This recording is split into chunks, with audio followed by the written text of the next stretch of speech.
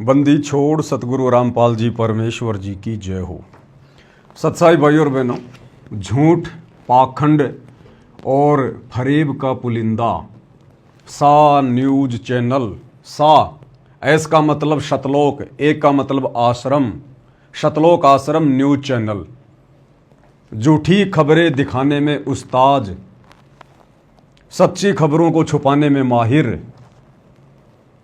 जब इन्होंने ये छोटा सा यूट्यूब चैनल शुरू किया तो हम लोगों ने सोचा कि अब हमें अच्छी अच्छी खबरें, सच्ची सच्ची खबरें सुनने और देखने को मिलेंगी।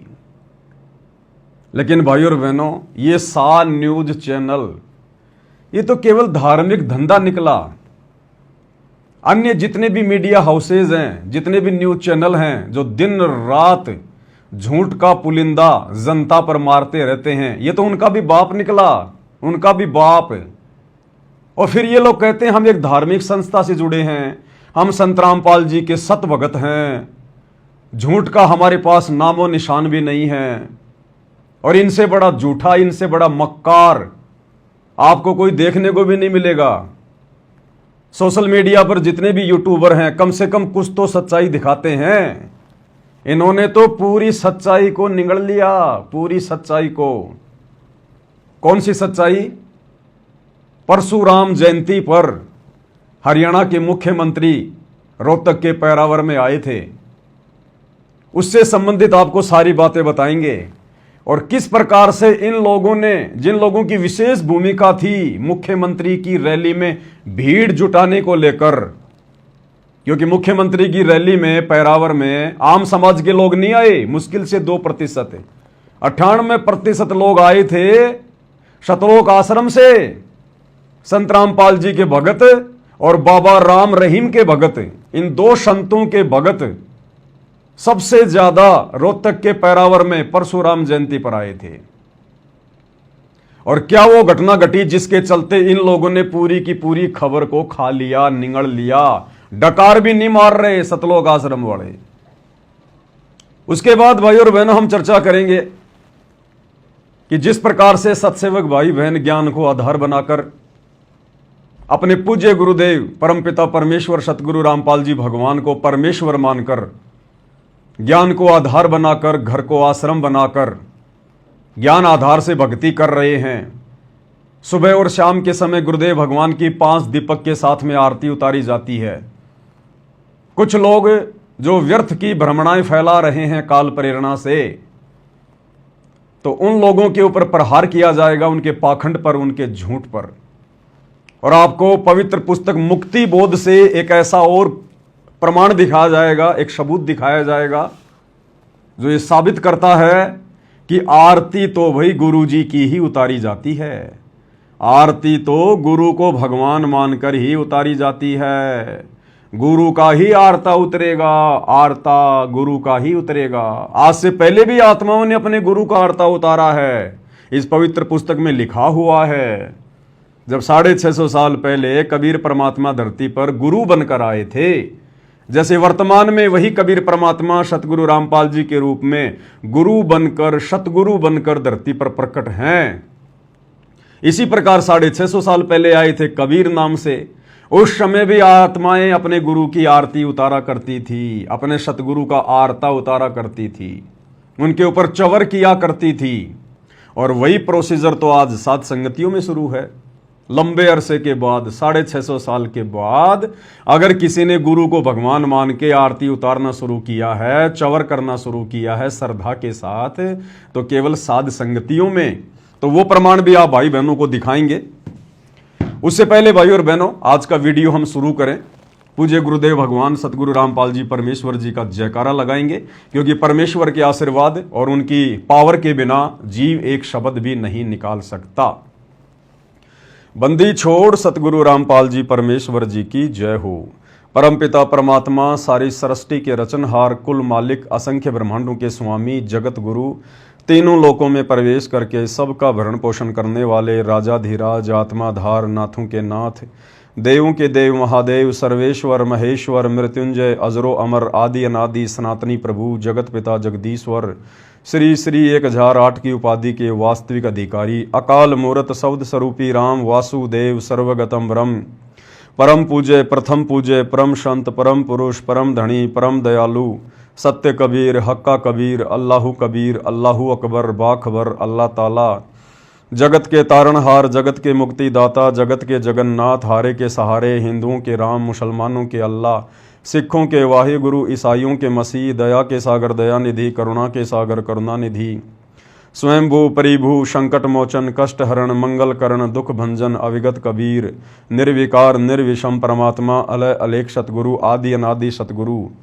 असली मर्यादा पुरुषोत्तम असली राम असली कृष्ण असली घनश्याम असली मुरारी, राजाओं के राजा महाराजाओं के महाराजा, शहंशाहों के शहंशाह, सम्राटों के सम्राट, भगवानों के भगवान, अल्लाहों के अल्लाह, प्रभुओं के प्रभु, मसीहाओं के मसीह, सच्चे वाहे गुरु, बाबाओं के बाबा, पीरों के पीर, सेठों के सेठ, जगत सेठ सावड़सा सेठ, सर्वगुण संपन्न, अनंत कोटि कलाओं के स्वामी, अनंत कोटि ब्रह्मांडों के नायक, योगियों में महायोगी, ध्यानियों में महाध्यानी, सिद्धों में परम सिद्ध, ज्ञानियों में तत्वज्ञानी, ब्रह्म ज्ञानी, महाज्ञानी, परम ज्ञानी, सर्वश्रेष्ठ ज्ञानी, विज्ञानी, युवा कबीर, समरथ कबीर है संवाद, अमित ओजा, सच्चे रहनुमा, करीम अल्लाह, सुभान अल्लाह, दुनिया के अंतिम पैगंबर, 8 सितंबर 1951 से गांव धनाना, जिला सोनीपत, हरियाणा, भारतवर्ष की पावन भूमि पे प्रकट, रियल कल की भगवान श्री नारायण साकार हरि, श्री बाबा साहेब नूर अनंत परमात्मा, सच्चे बाखबर, सच्चे दरवेश, संत शिरोमणि सतगुरु रामपाल जी परमेश्वर जी के चरण कमल में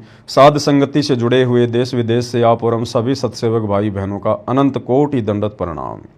पूज्य गुरुदेव भगवान हम सभी को आशीर्वाद दें, सद्बुद्धि दें, हमारा मार्गदर्शन करें, और जिस प्रकार से शतलोक आश्रम मैनेजमेंट हरियाणा काल की गोद में बैठकर झूठ का पुलिंदा भगत समाज में पेश कर रहा है, इस प्रकार के कुकृत्यों से परमेश्वर हमारी रक्षा करें।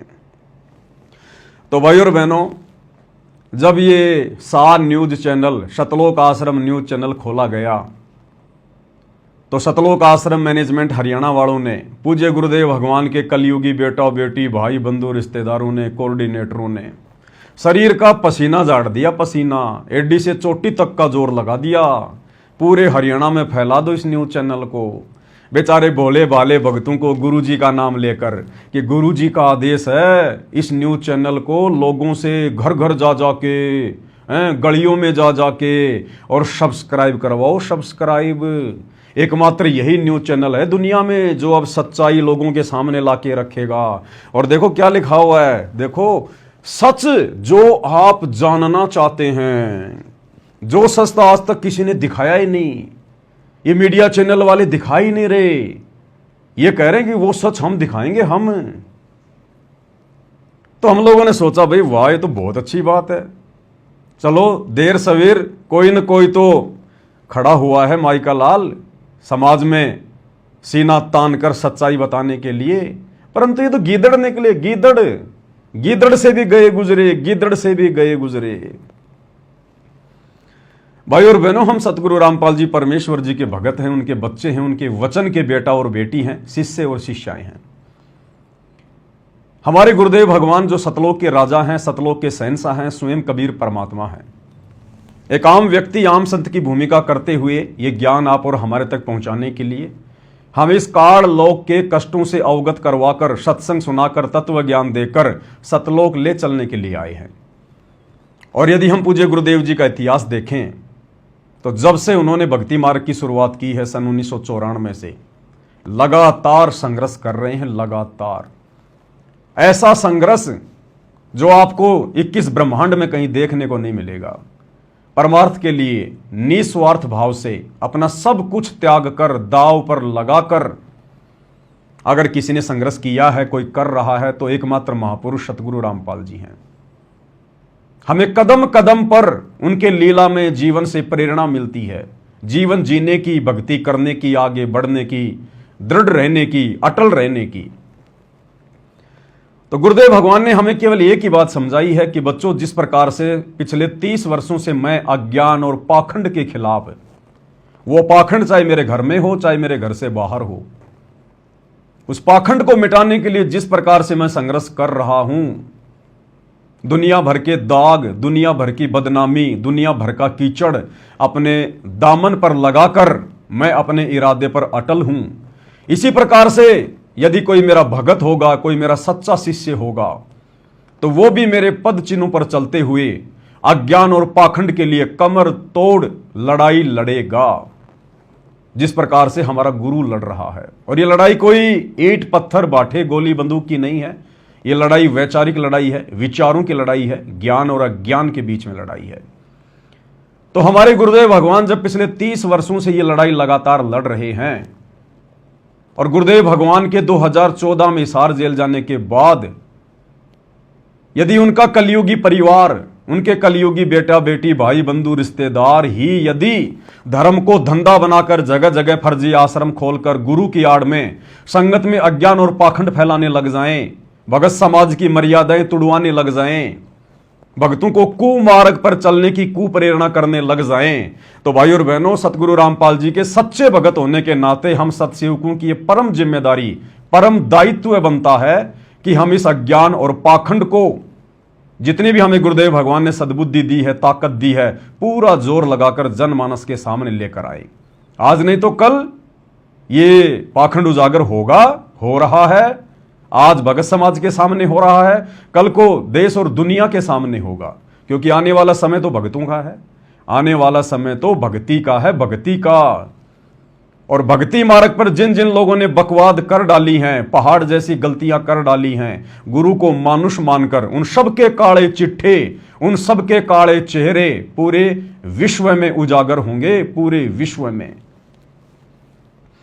तो भाई और बहनों, ये सतलोक आश्रम न्यूज चैनल ये कह रहा है कि सच सच जो आप जानना चाहते हैं, भाई हम जानना चाहते हैं, सतलोक आश्रम वालों, हम जानना चाहते हैं कि परशुराम जयंती पर रोहतक के पैरावर में तुम सतलोक आश्रम वालों ने संत रामपाल जी का नाम लेकर 50,000 भक्तों को मुख्यमंत्री की रैली में क्यों भेजा, किसके आदेश से भेजा?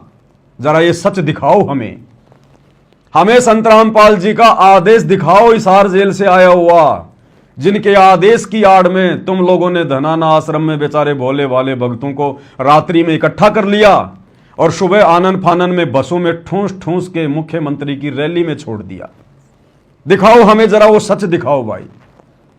अरे कोई तो ऑडियो वीडियो दिखाओ, कोई तो प्रमाण दिखाओ, कोई तो सबूत दिखाओ कि सतगुरु रामपाल जी ने यह गंदी राजनीति करने के लिए और राजनेताओं के तलवे चाटने के लिए रोहतक के पैरावर की रैली में धक्के खाने के लिए अपने भक्तों को कोई आदेश दिया हो। अरे बड़ा बड़ा दावा करते हैं संत रामपाल जी के भगत, ये सतलोक आश्रम वाले, कि हम ब्रह्मा विष्णु महेश की पूजा नहीं करते, ब्रह्मा विष्णु महेश तो काल के पुत्र हैं, हम काल की भक्ति नहीं करते, हम दुर्गा की भक्ति नहीं करते। और रोहतक के पैरावर में परशुराम की जयंती मनाने चले गए, परशुराम की पूजा करने चले गए। अरे तुम्हारा कोई स्टैंड है क्या? अरे दोगलेपन की भी हद होती है। एक तरफ तो तुम लोगों ने अपने घरों से ब्रह्मा विष्णु महेश की फोटोएं निकाल दी, श्री रामचंद्र जी की राम नवमी मनाना छोड़ दिया, श्री कृष्ण जी की कृष्ण जन्माष्टमी मनाना छोड़ दिया, तुम लोगों ने अपने खुद के जन्मदिन मनाने छोड़ दिए, अपने बाप दादाओं के जन्मदिन मनाने छोड़ दिए, अपने बाप दादाओं का जन्मदिन और मरण दिन मनाना छोड़ दिया, फिर परशुराम की जयंती मनाने क्यों चले गए? भाई हमें यह सच बताओ, इसका उत्तर दो सतलोक आश्रम वालों, जो तुमने नीचे लिख रखा है सच जो आप जानना चाहते हैं। बताओ भाई बताओ, सच बताओ, क्यों बेचारे भोले भाले भगत समाज की ऐसी तैसी करवा डाली तुमने? इस परीक्षा के समय में जो गुरुदेव पल पल हमें देख रहे हैं, हमारी हर एक हरकत पे उनकी नजर है, इस अग्नि परीक्षा के समय तुमने क्यों हजारों भक्तों की ऐसी तैसी करवा दी? ये सच हमें बताओ। और भाइयों और बहनों, जैसे ही हरियाणा के मुख्यमंत्री को इस बात का पता चला कि भाई ये तो सतलोक आश्रम वालों के साथ में किसी मंत्री ने साठ गांठ करके और फोकट की भीड़ इकट्ठी कर दी, ये तो सारे ऐसे लग रहे हैं बिल्कुल बेचारे भोले भाले भगत क्योंकि भक्तों का और जगत वालों का तो रहन सहन, बोल चाल, चलना फिरना, उठना बैठना रात दिन का अंतर है। तो मुख्यमंत्री ने देखा ये तो बेचारे भोले भाले गांव के आदमियों की, कोई दिल्ली से, कोई झारखंड से, कोई छत्तीसगढ़ से, हैं रोहतक का तो कोई है ही नहीं, पता नहीं कहां कहां से हरियाणा के उठा उठा के ले आए। बेचारे मुख्यमंत्री का चेहरा उतर गया। और फिर दूसरे मीडिया चैनलों ने, दूसरे यूट्यूबर ने जब सच्चाई दिखानी शुरू कर दी, संत रामपाल जी के भक्तों के इंटरव्यू ले लेकर, जिनको यही नहीं पता कि हम आज यहां क्यों आए हैं, आज यहां रोहतक में क्या प्रोग्राम है, हमारे को बसों में बैठा कर क्यों लाया गया है। बस हरियाणा सरकार से साठ गांठ करके 500 बसें, इन लोगों ने तो 700 बसें बताई हैं, 700 बसें जो वीडियो बना बना के डाल रहे हैं सतलोक आश्रम वाले, कि 700 बसें हरियाणा रोडवेज की हरियाणा के मुख्यमंत्री ने सतलोक आश्रम धनाना में खड़ी कर दी रात को ही, परशुराम की जयंती से एक रात पहले, और ठोक दिया गया उस रैली में बोले वाले भक्तों को। अब बताओ, हमें सच बताओ भाई, सच।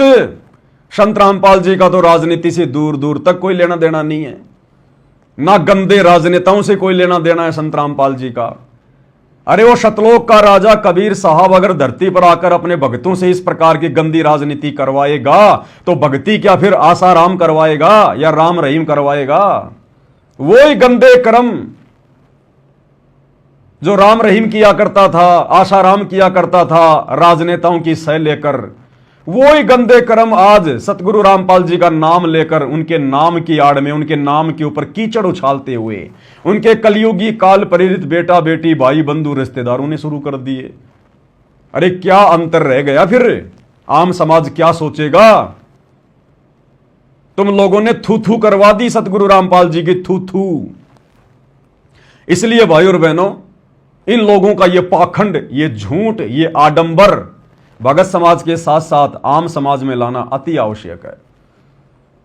देखो, हम भगत अवश्य हैं, लेकिन भगत का मतलब यह नहीं कि हम लोग 16वीं सदी के भगतों की तरह, जैसा पंडितों ने, ब्राह्मणों ने, धर्मगुरुओं ने कह दिया हम वही करने लग जाएंगे। नहीं, हम 21वीं सदी के भगत हैं, सतगुरु रामपाल जी के भगत हैं, पूर्ण ब्रह्म परमात्मा के भगत हैं।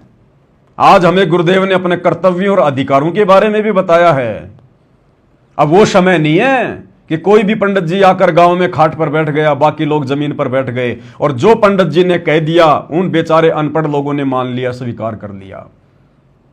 तो आज भाई ये कोऑर्डिनेटर सतलोक आश्रम वाले, गुरुजी के परिवार वाले हमें जो मर्जी कह देंगे, जो मर्जी आदेश दे देंगे, जो मर्जी पीला पर्चा निकाल देंगे, और हम मूर्खों की भांति आंख बंद करके फॉलो कर लेंगे। भाई संभव नहीं है।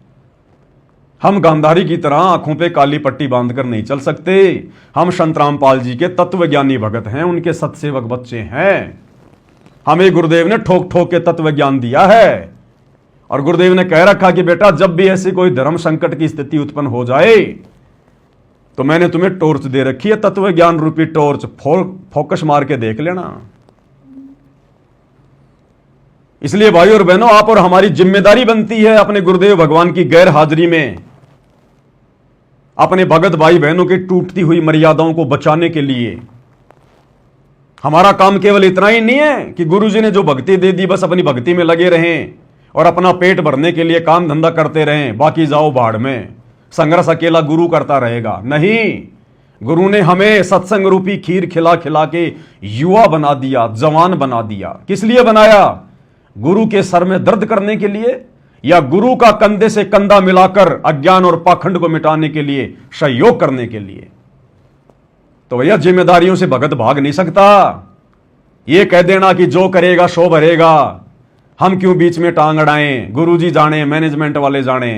तो भैया जब त्रिकुटी पर जाओगे और जब काल के दूत आएंगे लेके लठ, तो गुरुजी भी कह देगा कि भाई ये भगत जाने और काल के दूत जाने, ये अपनी लड़ाई खुद लड़ो, मैंने क्या लेना देना। तो भैया आज गुरु का कंधे से कंधा मिलाकर सहयोग करना पड़ेगा। गुरु ने हमें युवा बना दिया सत्संग रूपी खीर खिला खिला के। इसी दिन के लिए गुरु ने हमें परिपूर्ण किया है ज्ञान से, हर प्रकार से, कि मेरे बच्चे और काल के साथ में लड़ सकें, ज्ञान आधार से पाखंड और आडंबर का मुकाबला कर सकें। तब गुरु प्रसन्न होगा। आंख बंद करके बैठने से, बड़े बड़े भक्तों के तलवे चाटने से कोऑर्डिनेटरों के डर से, हाथों में चूड़ियां पहनने से, मुंह पर ताला लगा लेने से गुरु प्रसन्न नहीं होगा। परमेश्वर कहते हैं, साचा शब्द कबीर का और प्रकट किया जगमाही, और जैसे को तैसा कहे सो तो निंदा नहीं। गुरु जी ने हमें सिखाया है कि भक्ति तो करनी है, अपनी मर्यादाओं में तो रहना ही रहना है। भगत के 16 आभूषण तो धारण करने हैं।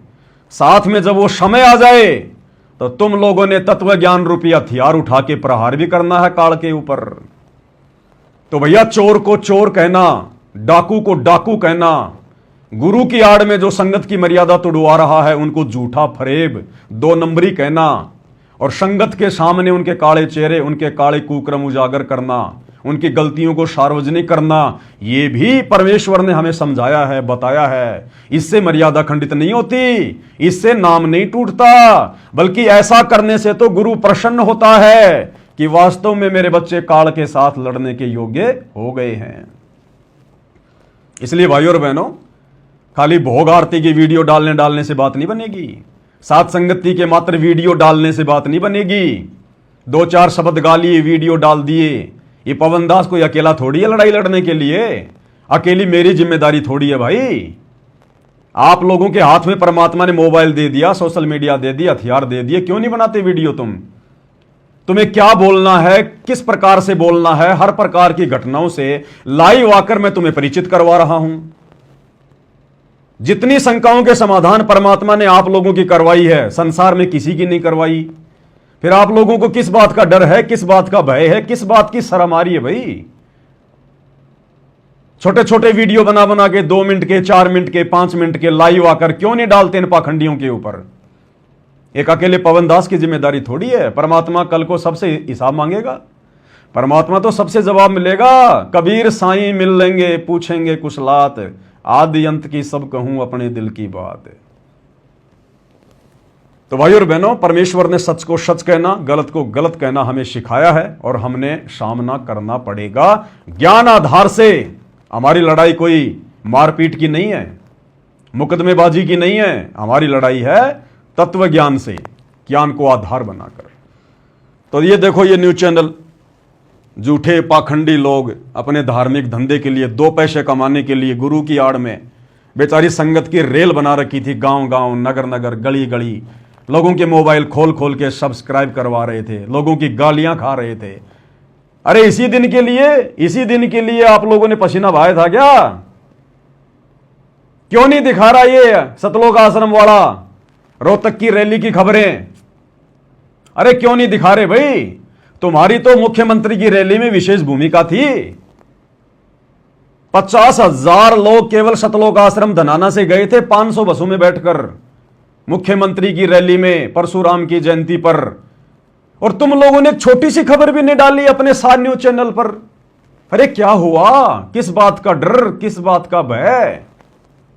अरे छोटी सी खबर तो डालते कि संत रामपाल जी के आदेश से हरियाणा सरकार ने धनाना आश्रम में 700 रोडवेज बसें भेजी, और ये देखो मूर्खों का टोल रात को ही आ गया धनाना आश्रम में भेड़ चाल में, और सुबह हमने सबको बसों में ठोक कर और मुख्यमंत्री की रैली में मर्यादा तोड़वाने के लिए छोड़ दिया।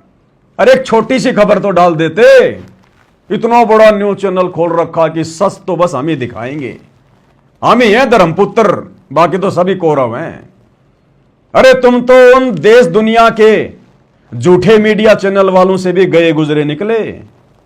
जिस रैली में तुम सतलोक आश्रम वालों की सबसे बड़ी भूमिका मुख्यमंत्री की इज्जत बचाने के लिए भीड़ भेजकर, और तुमने छोटी सी न्यूज भी नहीं डाली। अरे किस बात का डर है सतलोक आश्रम वालों? किस बात से डर गए, किस बात से घबरा गए? तुम तो कहते हो गुरु जी के आदेश से सारे काम करते हैं हम। तो जब तुम्हारे गुरु ने आदेश दे दिया परशुराम की जयंती मनाने के लिए, तो तुम्हें शर्म क्यों आ रही है भाई अपने चैनल पर वो छोटी सी खबर डालने में? दुनिया भर के लोग डाल रहे हैं, तुम भी डालो ना। और फालतू की झूठ डालते रहते हो तुम सारा दिन। शिमला में बर्फ गिर गई, हमने चाटनी है क्या वो बर्फ? हमारे क्या काम की वो बर्फ भाई? अरे हम भक्तों की वो बर्फ क्या काम की? बर्फ गिरे ना गिरे, वो तो गिरेगी मौसम के अनुसार। शिमला में भारी बर्फबारी, हिमाचल में बस 200 फीट खाई में गिर गई, तेरा दादा बैठा था उस बस में। तने क्या मतलब है? दुनिया भर की बसें रोज गिरती हैं, ये हम भक्तों का काम है क्या? ये फलाने फलाने क्रिकेटर ने इतने रन बनाए, आज वहां मैच है वहां मैच है, क्या करना हमें? ये दुनिया भर के फालतू की न्यूज तुम लोग डालते रहते हो। अरे रोहतक वाली न्यूज क्यों नहीं डाल रहे? किस बात का डर, किस बात का भय? क्या तुम लोगों के अनुसार गुरुजी भी चोरी छुपे काम करवाते हैं क्या? क्योंकि ये तुम लोगों का अपना मनमाना आचरण था, इसमें गुरुजी का कोई रोल नहीं, गुरुजी का कोई लेना देना नहीं। गुरुजी तो गंदी राजनीति से कोसों दूर है, कोसों दूर। और ये सारा का सारा बवंडर क्यों किया जा रहा है भाई और बहनों? पता है, ये गुरुजी के जो लड़के हैं ना, ये चुनाव लड़ने की तैयारी में, चुनाव लड़ने की तैयारी में, और ये बीजेपी सरकार से ये टिकट प्राप्त करने के लिए इतनी चापलूसी कर रहे हैं कि हमारे को अब की बार बीजेपी से टिकट मिल जाए, रोहतक से या सोनीपत से, और कोई लेन देन नहीं है।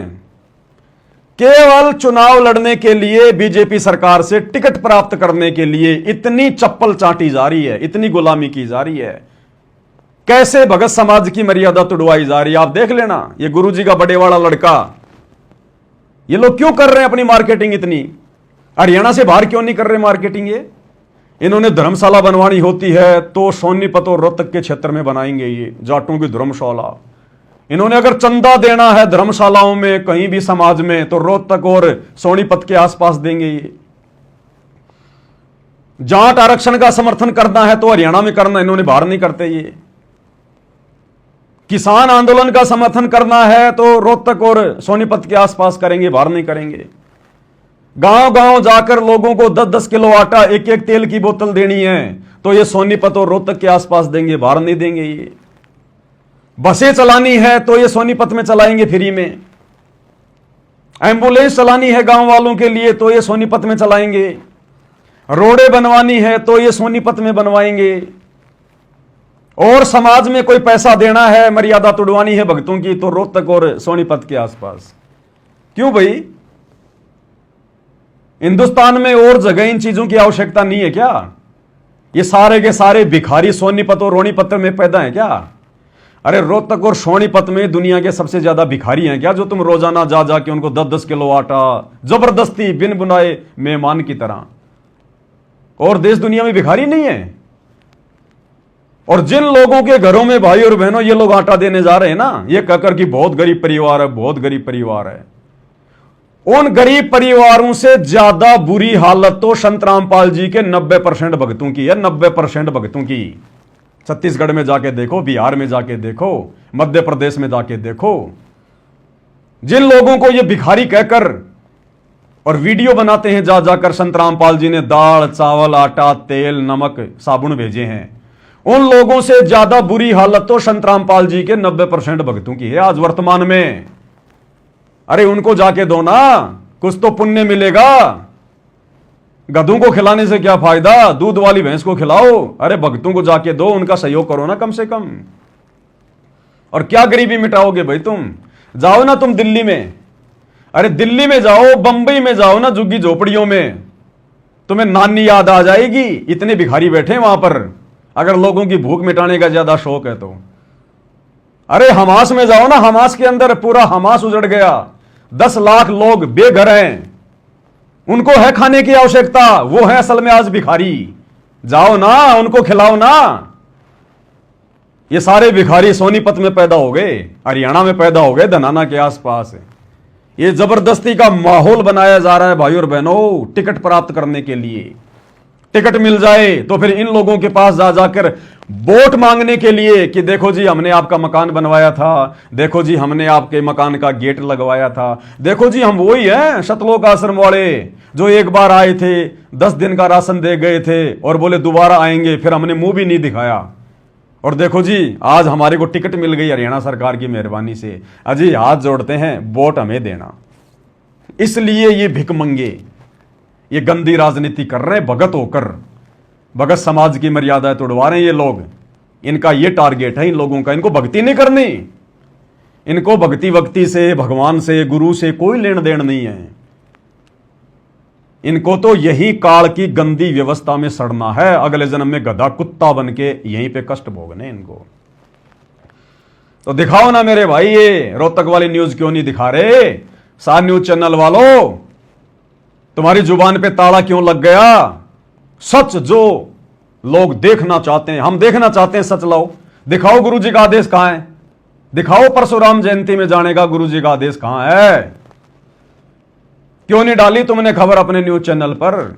ये दिखाएंगे सच देश और दुनिया को। संत रामपाल जी की सूखी सूखी बेइज्जती करवा के आ गए, सूखी सूखी बेइज्जती बना दिए पोस्टर। सच जो आप जानना चाहते हैं, ये दुनिया भर के पाखंडी कम थे इस देश में जो सुबह से लेकर शाम तक झूठ परोसते रहते हैं, जो तुमने एक नया यूट्यूब चैनल खोल दिया। सच दिखाएंगे ये, और देखना इनका एक छोटा सा ये इन भाइयों का ये वीडियो बनाया हुआ इन लोगों का कि बस सच तो केवल हम ही दिखा सकते हैं दुनिया में, दूसरा कोई है नहीं सच दिखाने वाला।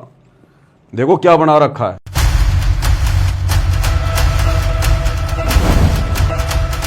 अब खबरों की लेंगे खबर जो आम आदमी पर करती हैं सीधा असर। खबरें जो हर रोज देखते हैं, कितनी होती हैं सच, कितना होता है मसाला। ऐसी न्यूज की सटीक रिपोर्ट करेगी अंधेरे में उजाला। खबरों की खबर का सच जो आप जानना चाहते हैं, स्टूडियो में बैठकर चिल्लाने वाले एंकर से हम भी कुछ सवाल करना चाहते हैं। गुमराह करने वाली खबरों पर लगेगी लगाम, पाखंड बात का होगा पर्दाफाश, भ्रष्टाचार को दिखाएंगे सरेआम।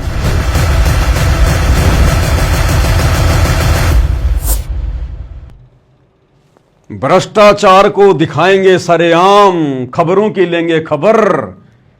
और नालायकों, तुम खुद भ्रष्टाचार कर रहे हो। हरियाणा सरकार की 500 बसें धनाना आश्रम में बुलाकर तुमने जनता को कितना परेशान करवा दिया। उस दिन जो हरियाणा सरकार की 700 बसें तुम्हारे आश्रम में आके खड़ी हो गई, उस दिन हरियाणा की जनता को कितनी परेशानी का सामना करना पड़ा होगा आने जाने में। अपने चंद स्वार्थ के लिए तुम लोगों ने कितना डीजल बर्बाद करवा दिया सरकार का। यह आम जनता के टैक्स का पैसा है। भ्रष्टाचार को खत्म करेंगे ये अपने स्वार्थ के लिए, एक छोटी सी एक विधायक की टिकट प्राप्त करने के लिए, एक छोटी सी टिकट प्राप्त करने के लिए सरकार के तलवे चाट रहे हैं, आम जनता के टैक्स के पैसे का दुरुपयोग करवा रहे हैं और कह रहे हैं हम भ्रष्टाचार को समाप्त करेंगे। इस विधि से तो तुम शोपन में भी नहीं कर सकते। ये तो परमात्मा का काम है, परमात्मा का थोड़ा चलेगा तब होगा। अब आगे देखो भाई और बहनों, किस प्रकार से इस घटना ने संत रामपाल जी की पूरे हरियाणा में थू थू करवाई है। पूरे हरियाणा में बहुत सारे लोग जिनको परशुराम जयंती में नहीं जाने दिया गया हरियाणा सरकार के द्वारा, उनको घर में हाउस अरेस्ट कर लिया गया, जिनमें हरियाणा का एक व्यक्ति है, एक समाज सेवी है, नवीन जय हिंद। उसके बाद देखो किस किस प्रकार की न्यूज आ रही हैं। ये भास्कर, दैनिक भास्कर की न्यूज है, रोहतक भास्कर 1/6/2025 यानी 1 जून 2025 की यह खबर है। ये कह रहे थे ना हम हमारे गुरुजी को प्रचार करने जा रहे हैं रोहतक में, गुरुजी का प्रचार करने जा रहे हैं। ये प्रचार किया इन्होंने गुरुजी का रोहतक में जाकर, गुरुजी की थू थू करवा दी, थू थू। अरे गुरुजी क्या तुम्हारे कुकर्मों के कारण, बरवाला कांड के जो है कारण क्या पहले से थोड़े बदनाम है, जो तुम लोगों ने और ज्यादा बदनाम करवा दिया अपने गुरु को, अपने पिता को। ये देखो जी, पैरावर धाम को मंत्री के इशारे पर बाबा धाम बनाने की साजिश रची गई। हरियाणा सरकार में मंत्री अरविंद शर्मा और संत रामपाल जी के बड़े बेटे वीरेंद्र के बीच में सांठगांठ होती है, एग्रीमेंट होता है कि साहब भीड़ हमारे पास में है, जितनी मर्जी उतनी भेज देंगे, आप चिंता मत करो, बस हमें तो केवल टिकट दिलवा देना तुम अब की बार। और अरविंद शर्मा ने ये बसें भेज दी और इन्होंने भीड़ बैठा के बसों में और मुख्यमंत्री की रैली में ठोक दी। क्या लोगों को पता नहीं चलेगा ये भीड़ कहां से आ रही है? क्या हरियाणा के लोगों को पहचान नहीं है कि बाहर के लोग कौन है, हरियाणा के लोग कौन है? अरे हरियाणा का लोग जो रैली में जाएंगे वो तो बिल्कुल ऐसे जाएंगे सिंपल तरीके से, और ये भगत बेचारे ले लेके थैले, ले के बैग कांख में दबा दबा के हैं, 3 दिन से नहाए नहीं धोए नहीं, कपड़े लत्ते ऐसे ही। क्या ऐसे लोगों को देखकर हरियाणा के लोग मूर्ख हैं क्या, जो पहचानेंगे नहीं कि मुख्यमंत्री की रैली में कहां से आए हुए हैं? ये भाड़े के टट्टू लाला के खड़े कर दिए, भाड़े के टट्टू। और फिर लोगों ने इंटरव्यू लेने शुरू कर दिए तो सच्चाई सामने आ गई कि ये तो बाबा रामपाल के भगत हैं और राम रहीम के भगत हैं। बाबा रामपाल के और राम रहीम के भक्तों को हरियाणा सरकार ने बसों में बैठा बैठा कर रैली में ठोका। तो क्या लिखा है मीडिया वालों ने? अब पूरे हरियाणा में न्यूज गई है, पूरे हरियाणा में। अब बोलो भाई, अरे संत रामपाल जी का नाम नालायकों तुम लोगों की गलती के कारण राजनीति में आया कि नहीं आया? इस गंदी राजनीति से संत रामपाल जी को जोड़ दिया गया कि नहीं जोड़ दिया गया? परमेश्वर कहते हैं गुरु की निंदा सुने जो काना ताको निश्चय नरक निदाना। जो शिष्य अपने गुरु की निंदा सुनता है ना, उसको नरक में जगह नहीं मिलती। और जिन शिष्यों की गलतियों के कारण दुनिया में उनके गुरुजी की निंदा हो जाए, वो तो महान नरक के भागी।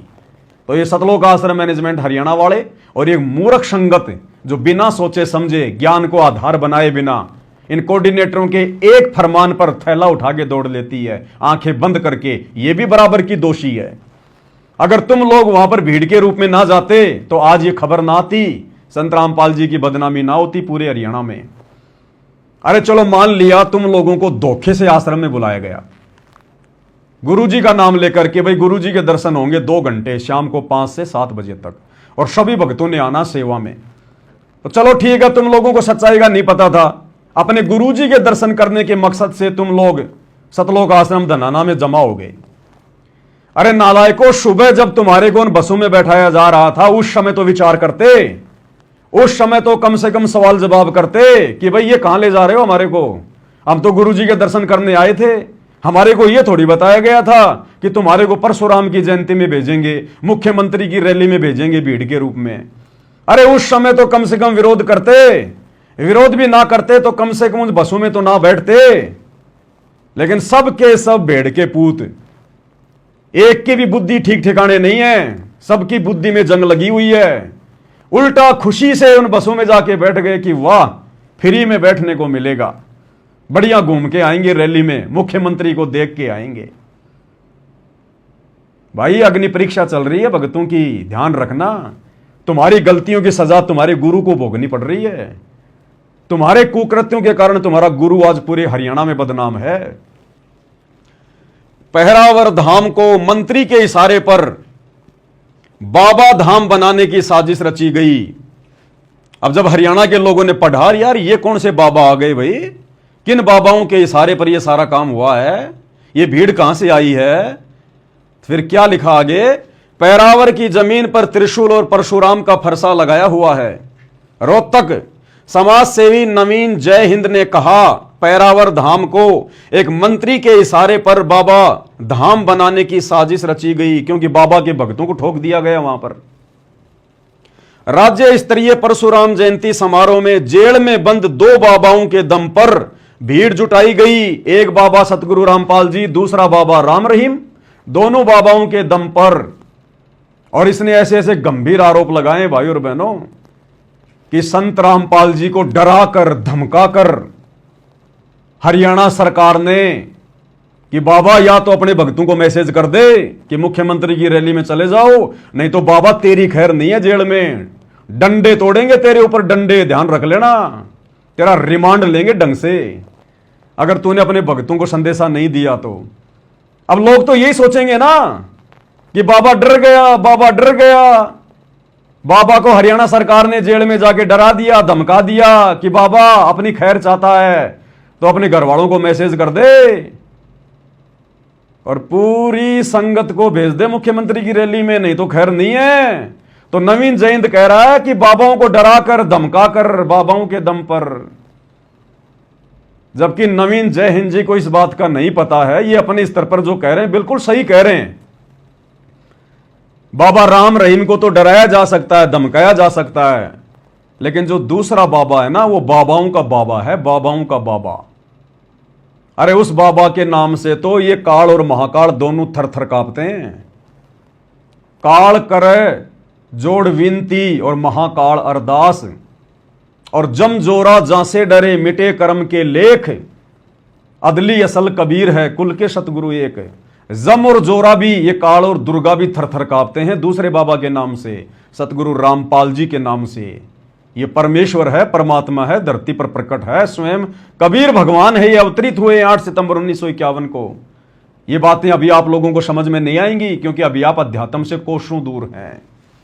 लेकिन इन्होंने अपनी सोच आधार से जो कहा बिल्कुल सही कहा कि बाबाओं को जेल में डराकर धमकाकर और रैली में भीड़ भेजी गई। राज्य स्तरीय परशुराम जयंती समारोह में जेल में बंद 2 बाबाओं के दम पर भीड़ जुटाई गई। अब बताओ हरियाणा में गुरुजी की बदनामी हुई कि नहीं हुई?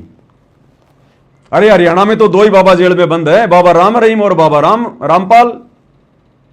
तो लोगों के दिलो दिमाग में संत रामपाल जी की क्या छवि है? नालायकों, अपने घरों से बाहर निकल के देखो, थोड़ा सा अपनी बुद्धि को ऑन करो, जंग हटाओ। कितनी बड़ी बेइज्जती, कितनी बड़ी बदनामी तुम लोगों ने वहां जाकर भीड़ करके अपने गुरुजी की करवाई है, जिसमें सीएम भी नाराज नजर आए, हरियाणा का मुख्यमंत्री भी नाराज नजर आया कि ये तो बाबाओं की भीड़ इकट्ठी कर दी, भक्तों की भीड़ इकट्ठी कर दी, यहां पर हरियाणा के आदमी तो है ही नहीं कोई, ये तो सारे बेचारे भोले भाले गांव के लोग लाके इकट्ठे कर दिए यहां पर मंत्री ने। तो हरियाणा का मुख्यमंत्री भी नाराज नजर आया, जिससे सीएम भी नाराज नजर आए। वहीं समाज के लोगों में भी गलत संदेश गया। अरे हरियाणा के लोग कह रहे हैं और नवीन जयंत कह रहा है कि आम समाज में भी गलत संदेश गया, मुख्यमंत्री के लिए भी और बाबा के लिए भी, कि भाई मुख्यमंत्री को हरियाणा की जनता पसंद नहीं करती, इसलिए बाबाओं के भक्तों की भीड़ इकट्ठी कर दी गई अपनी इज्जत बचाने के लिए। और दूसरी तरफ क्या गलत संदेश गया बाबाओं के लिए कि ये बाबाओं तो राजनीतिक आदमी है, राजनीतिक, ये अपनी जमानत करवाने के लिए राजनेताओं के तलवे चाट रहे हैं, मुख्यमंत्री की सहायता कर रहे हैं, अपनी जमानत करवाने के लिए मुख्यमंत्री के पैर पकड़ रहा है, अपने भक्तों को रैली में भेज कर कि मुख्यमंत्री खुश हो जाएगा कि वाह जी वाह, बाबा रामपाल ने तो हजारों भगत भेज दिए मेरी रैली में, क्या पता मेरी जमानत हो जाए। तो इस प्रकार का गलत संदेशा हरियाणा में गया संत रामपाल जी को लेकर। अरे राम रहीम के लिए तो ठीक है, राम रहीम कोई संत नहीं है, केवल झूठी फीत है संत की, ना उसको ज्ञान है कोई, ना वो कोई अवतार है, ना कोई शक्ति है। पिछले जन्म की उसकी भक्ति के कारण बाबा बन के बैठा हुआ है, अब उसकी बैटरी डिस्चार्ज हो गई तो जेल में पड़ा हुआ है। लेकिन सतगुरु रामपाल जी कौन है नालायको, ये तो तुम्हें अच्छे से पता है भक्तों। अरे ये बाबा तो राजनेताओं के भरोसे नहीं है, लेकिन फिर भी हरियाणा की जनता में क्या संदेश आ गया संत रामपाल जी को लेकर, तुम्हारी आंखों के सामने है। इसको कहते हैं गुरु निंदा। भक्तों के कारण गुरु जी की निंदा हो रही है पूरे हरियाणा में, भक्तों के कारण, और कह रहे हम शत लोग जाएंगे। तुम्हें तो काल नरक में भी कोई ठीक ठाक सी जगह देगा कोई डंकी देख के कि नालायकों को परमात्मा मिला, उसके बाद भी 2 कौड़ी के काम करके आ गए। वहीं समाज के लोगों में भी गलत संदेश आ गया। नवीन जय हिंद ने आरोप लगाया कि जेल में बंद एक बाबा की मुंह बोली बेटी एक मंत्री से मिलकर गई। बाबा राम रहीम की मुंह बोली बेटी वो मंत्री से मिलकर गई कि आप हमारे बाबा को इसी प्रकार से 40-40 दिन की छुट्टी देते रहिए, पैरोल देते रहिए, जमानत देते रहिए, और हम बाबा के नाम की आड़ में बाबा के भक्तों को इसी प्रकार से तुम्हारी रैलियों में भेजते रहेंगे। तो ये किस्सा तो है बाबा राम रहीम की मुंह बोली बेटी का। एक बाबा की मुंह बोली बेटी एक मंत्री से मिलकर गई। अब आगे गुरुजी का जिक्र आ रहा है। वहीं हिसार जेल में बंद एक बाबा का बेटा भी मंत्री से मिला था। कौन कह रहा है? नवीन जय हिंद, कि बाबा रामपाल की तो बेटी मिलके गई है हरियाणा सरकार से, और बाबा राम रहीम की तो बेटी मिलके गई है, और बाबा रामपाल का बेटा वो मंत्री से मिलकर गया है, एग्रीमेंट करके गया है कि साहब बसें भेज देना, हमारे पास मूर्खों की कमी नहीं है, भीड़ की कमी नहीं है। वहीं हिसार जेल में बंद एक बाबा का बेटा भी मंत्री से मिला था। इतना ही नहीं, बाबा का बेटा तो कार्यक्रम में सीएम के मंच पर भी देखा गया। गुरुजी का बड़ा बेटा वीरेंद्र, वो तो वहां पर मंच पर भी बैठा हुआ था। और हरियाणा के मंत्री अरविंद शर्मा ने बाकायदा उसका नाम भी लिया कि वीरेंद्र महाराज भी हमारे बीच में बैठे हुए हैं, वीरेंद्र महाराज। और वो गधा चुपचाप सुन रहा है कि जी महाराज तो मेरा पिता है, मैं थोड़ी हूं, महाराज तो मेरा बाप है, लेकिन कुछ नहीं बोला। और मंत्री ने सरेआम कहा कि वीरेंद्र महाराज भी हमारे बीच में बैठे हुए हैं। वो वीडियो दास आपको व्हाट्सएप पे डाल देगा। इतना ही नहीं, बाबा का बेटा तो कार्यक्रम में सीएम के मंच पर भी देखा गया। इससे अंदाजा लगाया जा सकता है कि किस बाबा के अनुयायियों की भीड़ कार्यक्रम में पहुंची थी। अब क्या संदेशा गया हरियाणा की जनता में? तुम कितना ही प्रचार कर लो, कितने भंडारे कर लो, कितना ही फ्री का भोजन खिला दो लोगों को, तुम्हारे कुकर्मों के कारण तुम्हारे गुरु की इसी प्रकार से बदनामी होती रहेगी। नालायकों, नरक के भागी बन रहे हो, नरक के भागी। उन्होंने कहा कि सरकार की ओर से मनाए जा रहे परशुराम जयंती समारोह के दौरान उन्हें सुबह ही हाउस अरेस्ट कर लिया गया था। किसको? नवीन जय हिंद को। पहले 20 पुलिसकर्मी घर के बाहर तैनात किए, उसके बाद एक बस भरकर पुलिसकर्मी पहुंचे और उसे घर में ही नजरबंद करके रखा गया। अब आगे देखिए भाई और बहनों, यह है नवीन जय हिंद जो समाज सेवी है, ब्राह्मण समाज से है। यह भी परशुराम जयंती मनाने जा रहा था और इन्होंने पहले वहां पर पूरा कार्यक्रम फिट किया था ब्राह्मण समाज की ओर से परशुराम जयंती मनाने का। लेकिन सरकार ने इनको हाउस अरेस्ट करवा दिया, इनको नजरबंद करवा दिया। उस दिन परशुराम जयंती के दिन इनको घर से बाहर नहीं निकलने दिया गया। उसके बाद ये मीडिया के सामने आए, बहुत सारे मीडिया चैनल आए, उन्होंने इनके इंटरव्यू लिए और सारी बातें इन्होंने खुलकर बताई। फिर वो मीडिया चैनल वालों ने, अखबार वालों ने छापी और हरियाणा में घर घर में वो खबर गई और संत रामपाल जी की बदनामी का कारण बना। और इंटरव्यू के समय इन्होंने क्या कहा वो भी आप सुन लीजिए भाई और बहनों। नवीन जय हिंद ने अपना इंटरव्यू दिया और सरेआम उन्होंने ये बातें कही हैं जो बातें आपने अभी अभी अखबार में देखी हैं। और नवीन जय हिंद तो उल्टा संत रामपाल जी के भक्तों को सलाह दे रहा है कि भाई तुम्हारे गुरुजी की जेल में क्या हालत हो रही है, एक बार जाकर अपने गुरुजी से मिलके तो आ जाओ कम से कम। क्या कह रहा है सुनिएगा भाई और बहनों ध्यान से। हरियाणा रोडवेज की बसें तो आश्रमों में गई और उन 2 आश्रमों से वो लोग आए। मुझे लगता है भगवान परशुराम बहुत नाराज हुए होंगे कल।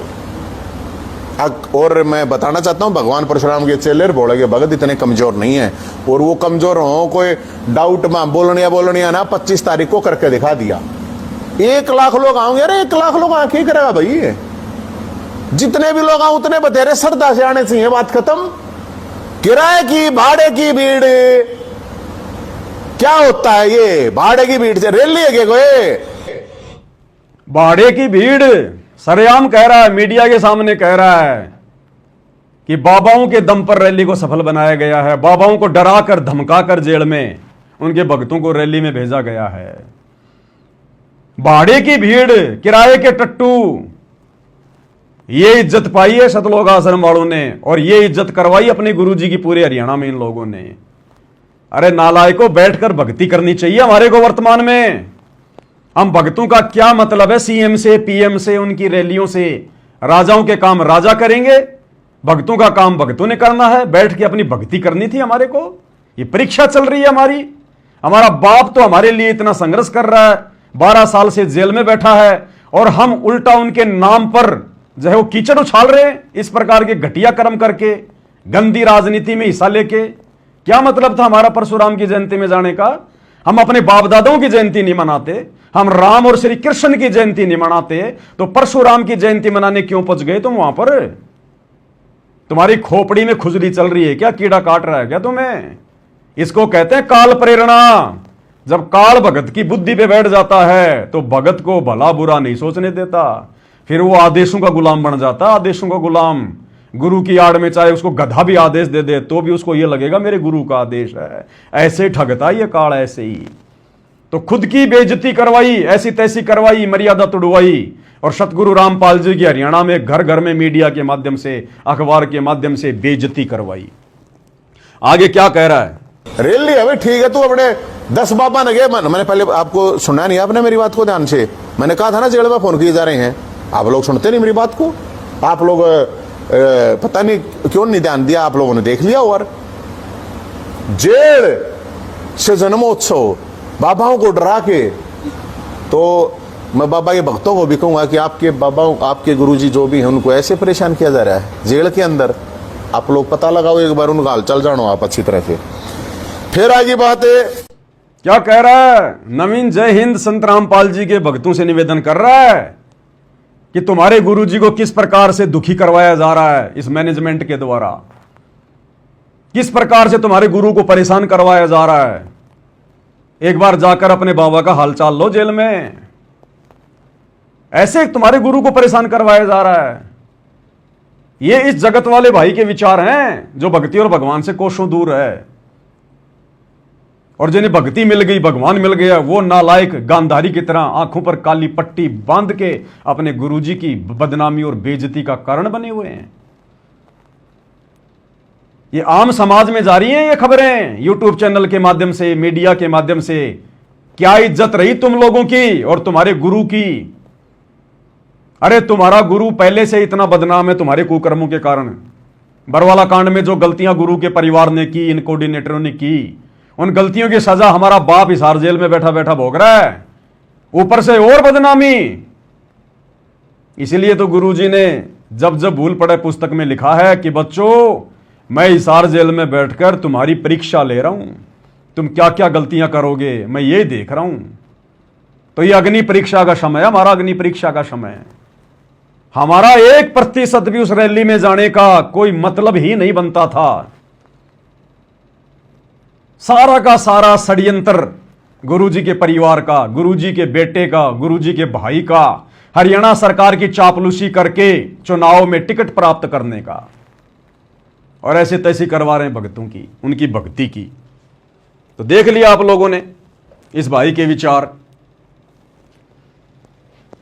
अब भाई और बहनों, मैं निवेदन करूंगा उन लोगों से, उन महापुरुषों से जो साध संगति की भक्ति क्रियाओं को लेकर दिन रात काले कव्वे की तरह कांव कांव करते रहते हैं, कांव कांव। गुरु जी की आरती नहीं उतारनी चाहिए, पवनदास पाखंड कर रहा है, जयपुर वाला पवनदास पाखंडी, फलाना दिखना। कब आदेश दिया गुरु जी ने आरती उतारने का, ये करने का, वो करने का? उन काले कौओं से मेरी विनती है, मेरी प्रार्थना है, अरे तुम इस रोहतक वाली घटना पे चुप क्यों हो भाई? ये पाखंड नहीं हो रहा क्या? पूरे हरियाणा में तुम्हारे गुरुजी की बदनामी हो रही है। अरे हम तो गुरुजी की आरती उतार रहे हैं, इससे तो गुरुजी की बेइज्जती नहीं होती, गुरुजी की बदनामी नहीं होती, उल्टा गुरु का सम्मान होता है कि देखो ये लोग अपने गुरु को भगवान का दर्जा दे रहे हैं। और ये रोहतक में 500 बसों में बैठाकर भक्तों को ठोक दिया गया परशुराम जयंती में, राजनेताओं की रैली में। अरे इसमें तो भक्तों की बदनामी, गुरुजी की बदनामी, भक्तों की भक्ति का सत्यानाश हो गया। और तुम लोग सत्सेवकों के ऊपर टीका टिप्पणी करने वालों, अरे तुम्हारी जीभ के ताले क्यों लग गए भाई? अरे यहां बोलो ना, 2 शब्द इनके ऊपर भी तो बोलो। कौन ले गया वहां आम संगत को 500 बसों में बैठाकर? कोई गांव का भगत ले गया क्या? अरे गुरुजी के बेटा बेटी के बिना, गुरुजी के भाई की सलाह के बिना, उनकी आज्ञा के बिना यह काम नहीं होता। अरे जरा अपनी प्यारी प्यारी जीभ को थोड़ा सा समझाओ और 2 शब्द उनके ऊपर भी बोलो भाई। एक वीडियो लाइव आकर उनके लिए भी तो बोलो, आश्रम वालों के लिए, मैनेजमेंट वालों के लिए, जो सरेआम पाखंड कर रहे हैं। लेकिन उनके आगे तो तुम्हारी धोती गिल्ली हो जाती है, तुम्हारी धोती गिल्ली। तुम्हारी श्वासें ऊपर की ऊपर, नीचे की नीचे रह जाती हैं कि मैनेजमेंट के खिलाफ कैसे बोले। इन्होंने तो पवनदास की देही तोड़ के रख दी। पवनदास तो चलो पहले भाई जिम जाम करता था, पहलवानी करता था, इसलिए उनके लठ जेल गया। और हम तो वैसे मरे पड़े, बूढ़े बूढ़े से हो गए, खोपड़ी के बाल उड़ गए, हमारे 2-4 लठ पड़ गए तो हमारा क्या होगा? हम तो वैसे ही मर जाएंगे। थोड़ा घी वा खाओ, थोड़ी कसरत वसरत करो, जिम जाम करो, थोड़ा बहुत 2-4 लठ खाओ मैनेजमेंट के। अरे क्यों जुबान बंद हो गई तुम्हारी? अरे संत रामपाल जी के सतवादी भक्तों, ना घर के ना घाट के, साध संगति से बागी। अरे तुम्हें पता नहीं है क्या इतनी बड़ी घटना हो गई? दास लाइव भी आ चुका है पहले इस घटना पर, उसके बाद भी तुम्हारी हिम्मत नहीं हो रही दो शब्द बोलने की कि भाई ये तो वास्तव में मैनेजमेंट ने गलत किया है। हमारे गुरुजी का तो राजनीति से कोई लेना देना नहीं। परशुराम की जयंती में क्यों ले गए भक्तों को गुरुजी के बेटा बेटी? अरे कुछ तो बोलो, दो शब्द तो बोलो। इतनी बड़ी बेइज्जती हरियाणा में अखबार में तुम्हारे गुरुजी की हो रही है, लेकिन तुम्हारी जीभ पे ताला लग गया, ताला। इसलिए तुम लोग काल प्रेरित हो, काल प्रेरित। काल काल के खिलाफ नहीं बोलता। आश्रम वाले भी काल प्रेरित, उल्टे कर्म, और तुम लोग भी साथ संगति से बागी होकर अपने कर्म ही फोड़ रहे हो। तो काल कभी काल का विरोध नहीं करवाएगा, काल कभी अपनों का विरोध नहीं करवाएगा। तुमने तो साथ संगति के पीछे पड़ना अपने कर्म फोड़ने के लिए। बस गुरुजी की आरती नहीं उतरनी चाहिए, गुरुजी की आरती नहीं उतरनी चाहिए। एक वीडियो देखा, किसी ने भेजा मेरे को, छोटी सी कटिंग। एक कोई दर्शन दास नाम का भगत है, पहले साथ संगति में था, फिर वो बागी हो गया, अब चीखता है, चिल्लाता है।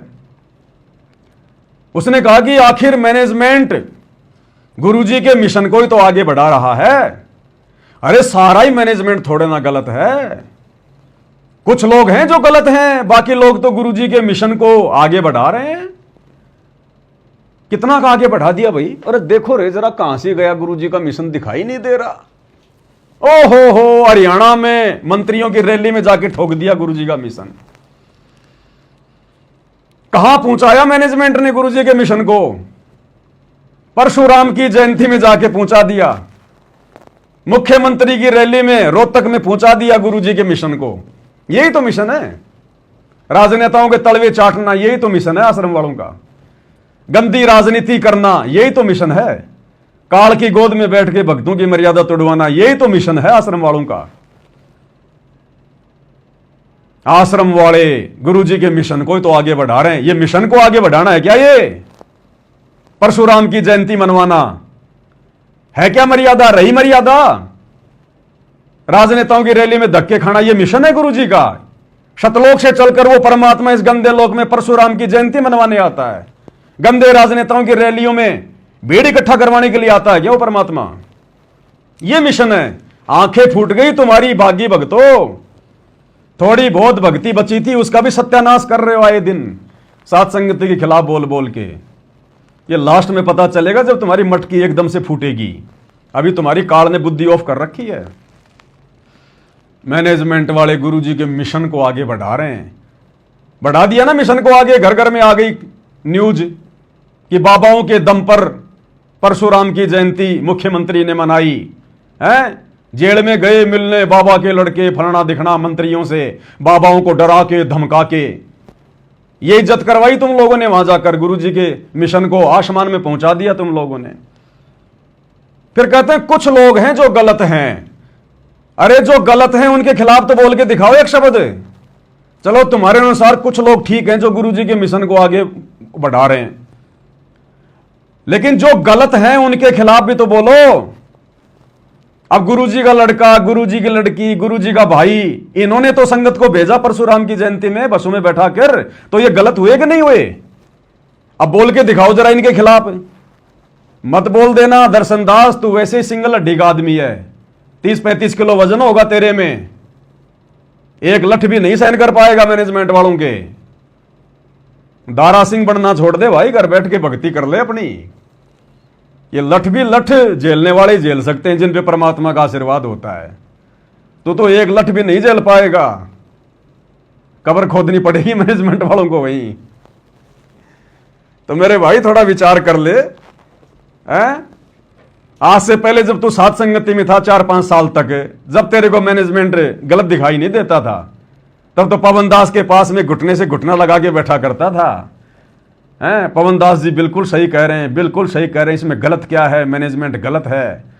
और जैसे ही काल प्रेरित हुआ, अब वो मैनेजमेंट तेरे को गुरुजी के मिशन को आगे ले जाने वाले दिखाई देने लग गए। अरे ऐसे मिशन आगे जाता है क्या गुरु का? ये गंदी राजनीति करके गुरु के मिशन को आगे ले जाओगे क्या? मर्यादा तोड़ तोड़ कर गुरु के मिशन को आगे ले जाओगे क्या? भाई आप अपने वीडियो में कह रहे हो दर्शन दास जी कि सारे मैनेजमेंट वाले थोड़े गलत हैं। अरे जो गलत हैं उन्होंने तो ये काम करवाया, ये कांड करवाया ना, परशुराम की जयंती में भक्तों को भेजकर। ये अच्छा काम थोड़ी था। तो जो गलत हैं उन्होंने तो किया ना ये। और वो गलत कौन है? सरेआम आ रहा है गुरुजी का बेटा, अब बोल के दिखाओ उसके खिलाफ एक शब्द तू। तो इससे भी ये जाहिर होता है कि तुम लोग काल प्रेरित हो। हाँ, हो सकता है अब मेरे द्वारा इतना जोर देने के बाद हो सकता है तू लाइव आकर थोड़ा बहुत उनके खिलाफ बोल दे, वो बात अलग है। मेरे आज लाइव आने से पहले बोल के दिखाता एक शब्द भी तू उनके ऊपर, तब मानते तेरे को कि तू सच्चाई के लिए खड़ा है। अपने गुरुजी की आरती उतारी जा रही है, उसका विरोध कर रहा है। अरे कौन से नरक में जाओगे प्राणियों?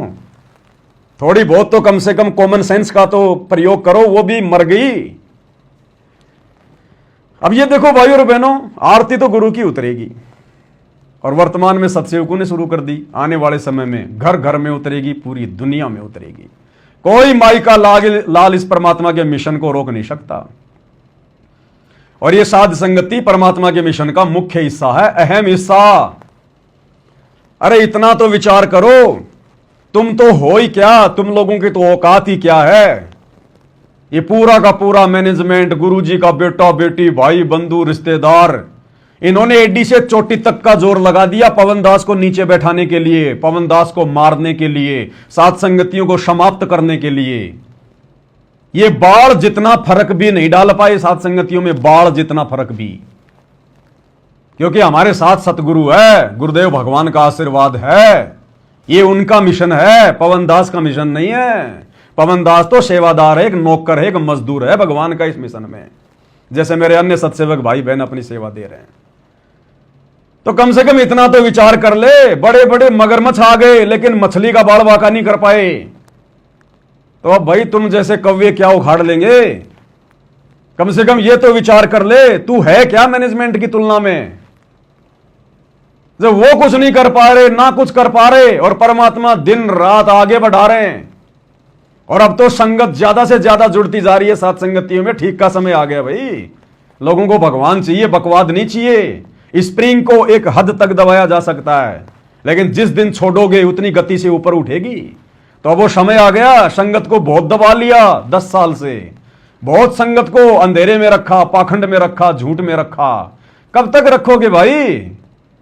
अंदर से जब गुरुजी का तत्व ज्ञान अंगड़ाई लेगा और जब सात संगति के वीडियो सुनेंगे, जैसे लाइट के संपर्क में लाइट आएगी, चचड़ के उठेंगे, तुरंत जागृत हो जाएंगे। रो रहे हैं ये हजारों की संख्या में भाई बहनों ने थालियों के ऑर्डर किए हैं, घर घर में भगवान की आरती शुरू हो गई। ऐसे ही कोई पवन दास की बात मान लेगा क्या? लेकिन यहां पर सत्य है, सत्य। यहां पर ज्ञान आधार है, गुरु का भरपूर आशीर्वाद है, सच्चाई है, सच्चाई। झूठ और पाखंड नहीं है, दोगलापन नहीं है। आंधी की तरह आए, तूफान की तरह भाग गए, ये वाला काम नहीं है सात संगति में। कबीर का मार्ग कठिन है, नहीं कायर का काम, इस पर चले कोई सूरमा या आठों पहर संग्राम। अभी भी समय है। जो लोग फूफा कर रहे हैं फालतू में सात संगति के खिलाफ, गुरुजी से माफी मांग के और चुपचाप बैठ के भक्ति कर लो अपनी, नहीं तो दुर्गति दरवाजे पे खड़ी है। ये खोपड़ी के बाल 4 दिन में उड़ जाएंगे, पता भी नहीं चलेगा। ये काल सिर पर बैठा है। तो भाई और बहनों, आप लोगों के विश्वास के लिए, क्योंकि पाखंडी तो अपने पाखंड को फैलाएंगे। काल और दयाल, इन दोनों के बीच में लड़ाई छिड़ी हुई है, ज्ञान और अज्ञान की। अब काल तो हर प्रकार से यत्न करता है, साम दाम दंड भेद घटिया नीति, जो भी उसके सामने पैतरा आ जाए उसी को अपना लेगा वो। उसको टेंशन हो गई, चिंता हो गई कि भाई जोगजीत ने जो कहा था वो बिल्कुल सत्य हो गया, अब तो ये आत्माएं लेके जाएगा। तब काल सामने तो आता नहीं है, सामने तो प्रकट होता नहीं है, क्योंकि उसका चेहरा बहुत भूंडा है, विकराल है, बुरा है। उसको खुद को शर्म आती है, इसलिए उसने प्रतिज्ञा कर ली कि मैं अपने वास्तविक रूप में किसी को दर्शन नहीं दूंगा, ना किसी के सामने प्रकट होऊंगा। अब वो क्या करेगा? इन जैसे बागी लोगों के घट में बैठकर, क्योंकि मर्यादा इनकी है नहीं, गुरु को भगवान ये मानते नहीं, और गुरु के परिवार वाले ये गुरु को मानुष मानते हैं, सारे काम उल्टे करते हैं। मर्यादा इनकी पहले नहीं थी, मर्यादा तो इनकी गुरु जी के समय से ही छिन्न भिन्न थी। तो काल इनके घट में बैठा हुआ था, बरवाला कांड करवा दिया। और बरवाला कांड से भी बड़े बड़े कुक्रम संगत की मर्यादा तुड़वाने के लिए बरवाला कांड के बाद लगातार ये लोग करते आ रहे हैं। तो काल कुप्रेरणा करके इन लोगों के माध्यम से अपना काम कर रहा है और परमात्मा सत्सेवकों के माध्यम से सत्प्रेरणा करके ये हजारों की संख्या में परमेश्वर ने 4-4, 5-5 घंटे के वीडियो बनवा दिए। अपनी पुस्तकों के ऊपर परमात्मा ने वीडियो बना दिए। पवन दास की औकात है क्या वीडियो बना देगा? और भी होंगे संगत में लाखों भाई बहन, किसी ने बनाया है क्या आज तक? सबके हाथ में पुस्तक हैं, सबने ज्ञान गुरु जी को बराबर दिया है। पवन दास तो 2013 में जुड़ा है, मेरे से 10-10 साल 15-15 साल पहले के लोग जुड़े हुए हैं। एक शब्द भी नहीं निकाल पा रहे गुरु जी के ज्ञान के ऊपर। ज्ञान आधार से बकवास चाहे 4-4 घंटे की कर लो, वो बात अलग है। तो ये गुरु जी की मेहर है, ये गुरु जी का आशीर्वाद है। मैं भी उन्हीं भक्तों में एक भगत हूं, 2 कोटि का जी हूं। मेरी अपनी कोई औकात नहीं है। ये सारे शब्द गुरुदेव भगवान के होते हैं। मालिक जिसको खड़ा करता है, जिसको निमित्त बनाता है, शब्द शक्ति देता है, उसको सद्बुद्धि देता है, उसका मार्गदर्शन करता है। परमात्मा पल पल उसके साथ में रहता है। तभी तो 12 साल से ये पवन दास 2 कोटि का प्राणी, जिसके ना कोई आगे ना कोई पीछे, ना कोई ऊपर ना कोई नीचे, और ये चट्टान की तरह इस मैनेजमेंट के सामने खड़ा हुआ है। हिला तक नहीं पाया ये मैनेजमेंट। तो ये पवन दास की औकात है क्या? ये गुरुदेव भगवान खड़े हैं पीछे आगे, उनके आशीर्वाद से सब कुछ हो रहा है ये। तो भाई आप लोग कितना जोर कर लो, कितना कुछ कर लो, तुम जितना भगतों को भ्रमित करने का प्रयास करोगे, और भगत वैसे भ्रमित होने वाले नहीं है। अब भगत भाई परमात्मा ने जिनको अध्यात्म की ऊंचाइयों पर पहुंचाना था उनको पहुंचा दिया है। वो बात उन लोगों को समझ में आ गई है जो बात परमात्मा समझाना चाहते थे, जो बातें 4 युग से आत्माओं के समझ में नहीं आ रही थी। अब वो बातें उन युगों युगों के मालूम को समझ में आ गई। तो सत्सेवक भाई बहनों को समझ में आ गया गुरु कौन है, गुरु को कैसे प्रसन्न करना है, हमने क्या करना है, किस रास्ते पर जा रहे हैं, सही क्या है गलत क्या है। गुरु के ज्ञान आधार को सामने रख के निर्णय करने में लोग सक्षम हैं। सभी लोग गांधारी की तरह आंखों पे काली पट्टी बांधकर हरियाणा रोडवेज की बसों में बैठकर परशुराम की जयंती में धक्के खाने वाले नहीं हैं। परमात्मा के ज्ञानी भगत हैं। परमात्मा कहते हैं अकलमंद एक गणा और बिना अकल के लाख। अगर थोड़े बहुत भगत भी अगर अकलमंद होंगे तो परमात्मा तो उससे भी प्रसन्न है। और बिना अकल के वो लाखों की भीड़ देख लो उन आश्रमों में। उनको चाहे परशुराम की जयंती में ले जाओ, चाहे कबीर जी की जयंती में ले जाओ, चाहे कहीं ले जाओ तुम उनको। तो भाइयों और बहनों, ये काल प्रेरित लोग, कुछ मैनेजमेंट वाले, कुछ जो साध संगति से बागी होकर अपने कर्म फोड़ रहे हैं, ये जितना ज्यादा कुप्रयास करेंगे काल प्रेरणा से, परमात्मा उतना ही दृढ़ विश्वास, अटल विश्वास अपने बच्चों का बनवाएंगे सबूतों के साथ। तो ये लोग जो पांति पंच पोहप कर पूजा, देव निरंजन और न दूजा, परमेश्वर की अमरवाणी का जो विरोध कर रहे हैं ना, कि ये तो विष्णु जी की पूजा है, देवी देवताओं की पूजा है, ये तो काल की पूजा है, गुरु जी की आरती नहीं उतारनी चाहिए। और किसकी उतारोगे? पत्थरों की उतारोगे क्या? अपने बाप दादाओं की उतारोगे क्या? तो देखिए भाई और बहनों, एक और प्रमाण दे दिया गुरुदेव भगवान ने। ये पवित्र पुस्तक है मुक्ति बोध, आप सबके सामने है मुक्ति बोध। और मुक्ति बोध का पेज नंबर 143 आप सभी भगत भाई बहनों के पास में पुस्तक होगी। सतलोक आश्रम मैनेजमेंट हरियाणा वालों ने निकाली हुई है। दास ने इसके ऊपर वीडियो भी बना दिए, तकरीबन 50 के आसपास। तो इस मुक्ति बोध पुस्तक का पेज नंबर 143 है और नेकी और सम्मन की कथा है। नेकी और सम्मन की कथा। 650 साल पहले कबीर परमात्मा गुरु बनकर आए हुए थे और किसी को नहीं कहते थे मैं भगवान हूं, मैं परमात्मा हूं, जैसे आज नहीं कह रहे किसी को भी। सबको ये कह रहे हैं मैं तो कबीर जी का भेजा हुआ दास हूं, उनका कुत्ता हूं, उनका गुलाम हूं, और बच्चों मुझे तो परमात्मा ने तुम्हारे लिए भेजा है। 650 साल पहले भी परमात्मा यही कहा करते थे स्वयं, लेकिन अपने आप को छुपाते हुए, गुरु की भूमिका करते हुए यही कहा करते थे। धर्मदास के आगे अपने आप को कितना छुपाया, हर किसी के सामने अपने आप को छुपाया। ऐसे ही परमात्मा नेकी, सम्मन और सेवु के सामने अपने आप को छुपा रहे थे और उनके गुरु बने हुए थे।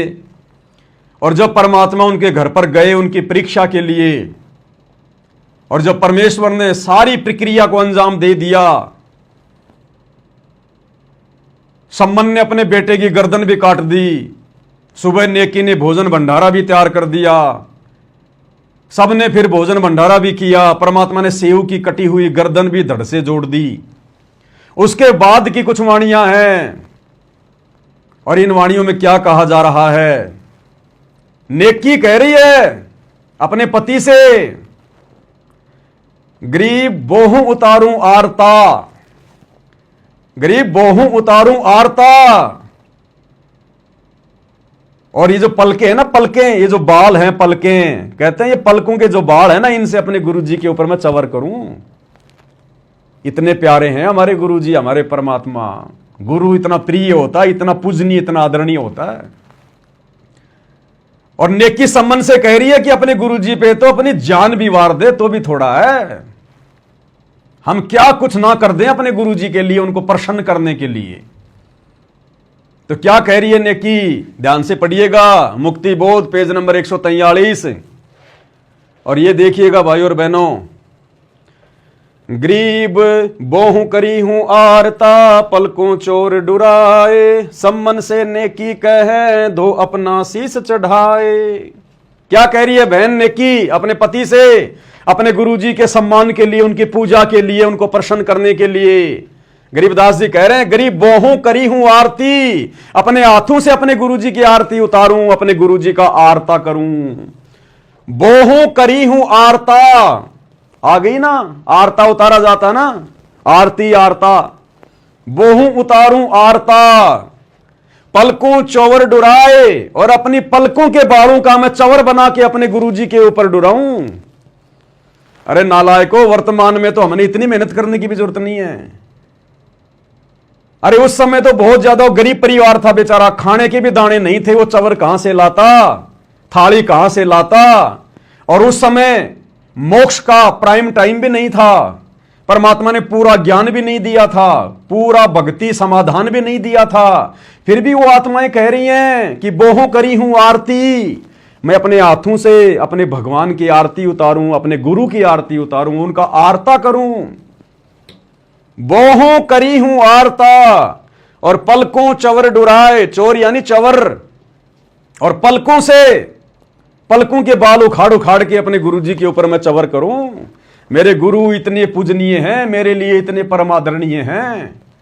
अरे आज तो गुरुजी ने तुम्हारे लिए चवर की व्यवस्था करवा दी, चवर की व्यवस्था। आज गुरुजी ने तुम्हारे लिए थाल की व्यवस्था करवा दी, थाल की, दीपक की, घी की। उस समय तो बेचारे इतने गरीब थे, सेव सम्मन, घर में रोटी चौपड़ने को भी घी नहीं था। और आज परमात्मा ने सबको इतना शिक्षित कर दिया, सबको ऐसा काम धंधा दे दिया। आज तो परमात्मा घर घर में दास को प्रेरणा करके, सत्सेवक भाई बहनों को सेवा में लगा के, और घर घर में तुम्हारे पास में घर बैठे और 5 दीपक वाली आरती अपने गुरुजी का आरता उतारने के लिए भिजवा रहे हैं, चंवर भिजवा रहे हैं, अन्य सामग्रियां भिजवा रहे हैं। और फिर भी तुम्हारे खुजली हो रही है कि गुरुजी की आरती नहीं करनी चाहिए, गुरुजी की आरती नहीं करनी चाहिए। ये देखो गुरुजी की आरती की जाती है, चंवर ना मिले तो आंखों के बाल पाड़ पाड़ के गुरुजी का, आंखों के बाल पाड़ने का मतलब है, मतलब इतना प्रिय हमें अपना गुरु है। अगर कभी ऐसी नौबत आ गई तो शरीर का रक्त भी गुरुजी के लिए टपका टपका बहा देंगे उनकी सेवा में। इतना प्रिय गुरु, इतना पूजनीय गुरु, उनके सम्मान में ये बातें कही जा रही हैं। आज तुम्हें आंखों के, ये पलकों के बाल उखाड़ने की जरूरत नहीं है, भगवान ने चंवर बनवा दिए, चंवर। आरती घर घर में भगवान आरती की थाल भिजवा रहे हैं। अब बताओ फिर भी तुम्हारे गुरुजी की आरती उतारने में जोर आ रहा है, तो इससे बड़ा प्रमाण और क्या चाहिए मेरे भाई। अरे नेकी कह रही अपने पति से कि बोहूं करी हूं आरती, नैनो चवर डुराए। और गुरुजी आज घर पे आए हैं, गर्दन देव चढ़ाए। कर लो खुश परमात्मा को, आज इतना खुश किया जा सकता है। तो आज वो समय आ गया कलयुग की पिछली पीढ़ी का। इस समय तो भाई करनी पड़ेगी, अगर गुरु को प्रसन्न करना है तो। 650 साल पहले जब मोक्ष का समय नहीं था, पूरा ज्ञान नहीं था, पूरा समाधान नहीं था, उस समय भी आत्माएं अपने गुरुजी की आरती उतारने के लिए किस कदर तैयार थी। गरीबों करी हूं आरता, पलकों चोर डुराए, सम्मन से नेकी कहे दो अपना शीस चढ़ाए। अब बताओ और क्या प्रमाण चाहिए भाई। गुरुजी की आरती नहीं करनी चाहिए, गधों की आरती करोगे, पत्थरों की आरती करोगे, अपने बाप दादाओं की आरती उतारोगे, अब गुरुजी की नहीं उतारोगे तो अब भी तुम्हारे समझ में नहीं आ रही है ये गुरु कौन है, अब भी मानुष मानकर अपना जीवन बर्बादी की ओर लेके जा रहे हो। भैया पवन दास से राग द्वेष करने से टट्टू भी हाथ नहीं लगेगा, टट्टू भी, क्योंकि पवन दास किसी के साथ राग द्वेष नहीं करता। मैं जो बोलता हूं ना सच बोलता हूं और मुंह पे बोलता हूं, ठोक के बोलता हूं। सामने वाले को लगता है कि ये तो भैया अपनी भड़ास निकाल रहा है। भैया परमात्मा ने पाठ पढ़ा दिया, दास परमात्मा की वाणियों पे चलता है। कबीर खड़ा बाजार में ना काहू से बैर, ना काहू से दोस्ती, ना काहू से बैर। कबीर खड़ा बाजार में मांगे सबकी खैर। गरीब एक शत्रु एक मित्र है, भूल पड़ी रे प्राण, यम की नगरी जाएगा शब्द हमारा मान। ये पवन दास किसी से राग द्वेष नहीं करता, लेकिन सच को तो सच कहूंगा भाई। अगर कल को गुरुजी का लड़का, गुरुजी की लड़की, गुरुजी का भाई मेरे को रास्ते में मिल जाएं, तो मैं तो भैया अपनी तरफ से झुक के सच्चाई भी करूंगा, गले मिलेंगे तो गले भी मिलूंगा। मुझे कोई राग द्वेष नहीं है। वो चाहे मुझे अपना शत्रु समझे, वो उनकी कमजोरी है। कल को ये दर्शन दास मुझे कहीं खड़ा दिख गया, मैं तो प्यार से सच्चाई बोलूंगा।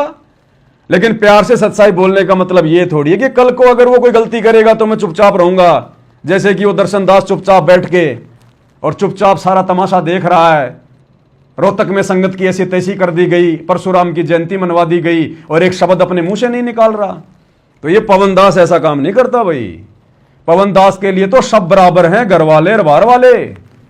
जो परमेश्वर के अध्यात्म में गलती करेगा, भक्ति मार्ग में गलती करेगा, जिस गलती से संगत का नुकसान होना हो, परमेश्वर के मिशन में दिक्कत आनी हो, भाई वहां तो पवन दास ठोक के बोलेगा, चाहे दर्शन दास हो चाहे परशुराम हो। बाकी राग द्वेष हमारा किसी से नहीं है।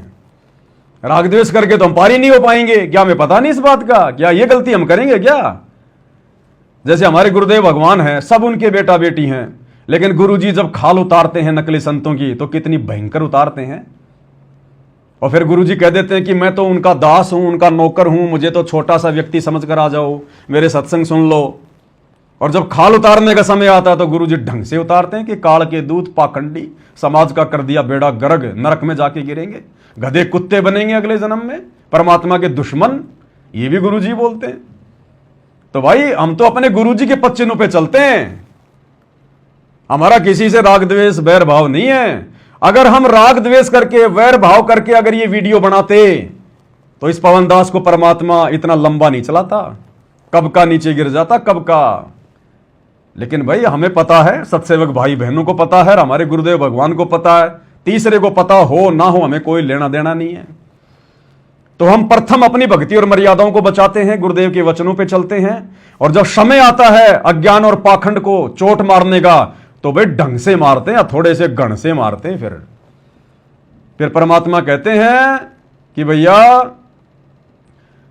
कबीर मालिक कहते हैं कि कबीरा निकला शिकार पर लेकर तीर कमान,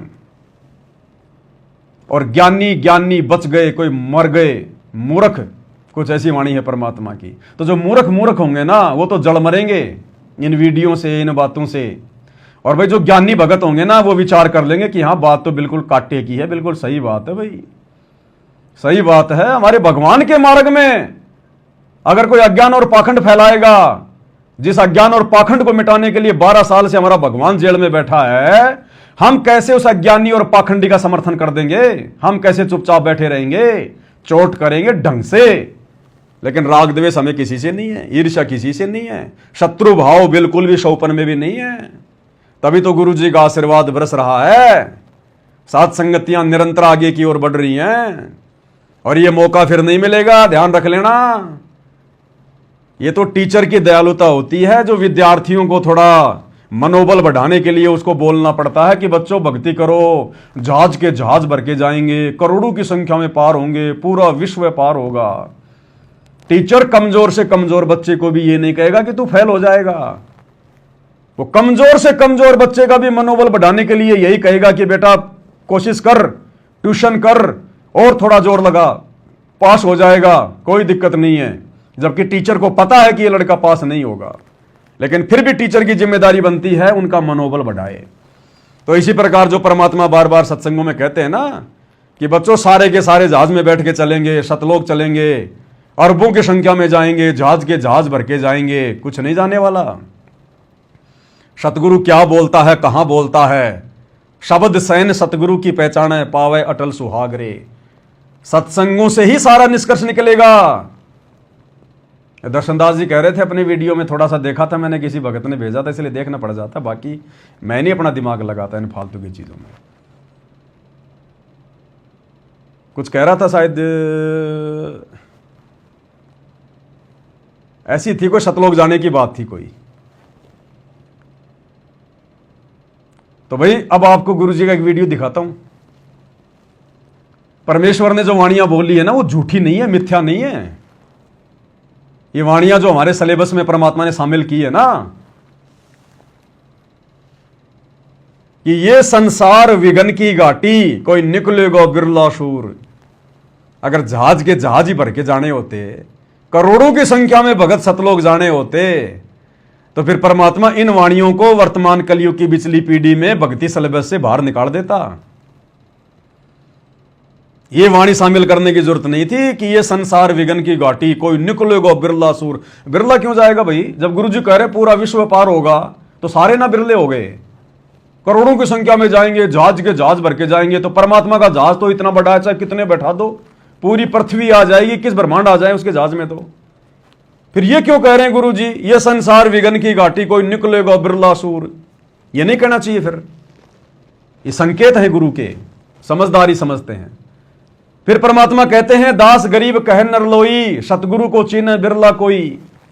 कि जब सतगुरु धरती पर आएगा, वो कबीर भगवान गुरु बनके जैसे वर्तमान में आए हुए हैं, कहते हैं उसको कोई बिरला ही पहचान पाएगा। इसलिए मालिक कहते हैं, ये संसार विघन की घाटी, कोई निकलेगा बिरला शूर। और वो बिरले परमात्मा ने सात संगति में रख दिए छांट के। अब उन बिरलों की भी परीक्षा चल रही है, हाई लेवल की परीक्षा। ये सात संगति की बातें समझना, सात संगति की बातों को हजम करना, ये अरे गहरे नथु बैरों की बस की बात नहीं है। इसलिए तो सात संगति से जुड़कर भी नहीं टिक पाते, नियम मर्यादाओं में नहीं रह पाते, और अंत में सात संगतियों से उनको भागना पड़ता है कोई न कोई बहाना बना के। क्योंकि ये ट्रेनिंग सेंटर है, ट्रेनिंग सेंटर। इसी सात संगति में वही टिकेगा जो सूरमा होगा, जिसने इसी जन्म में सतलोक जाना होगा।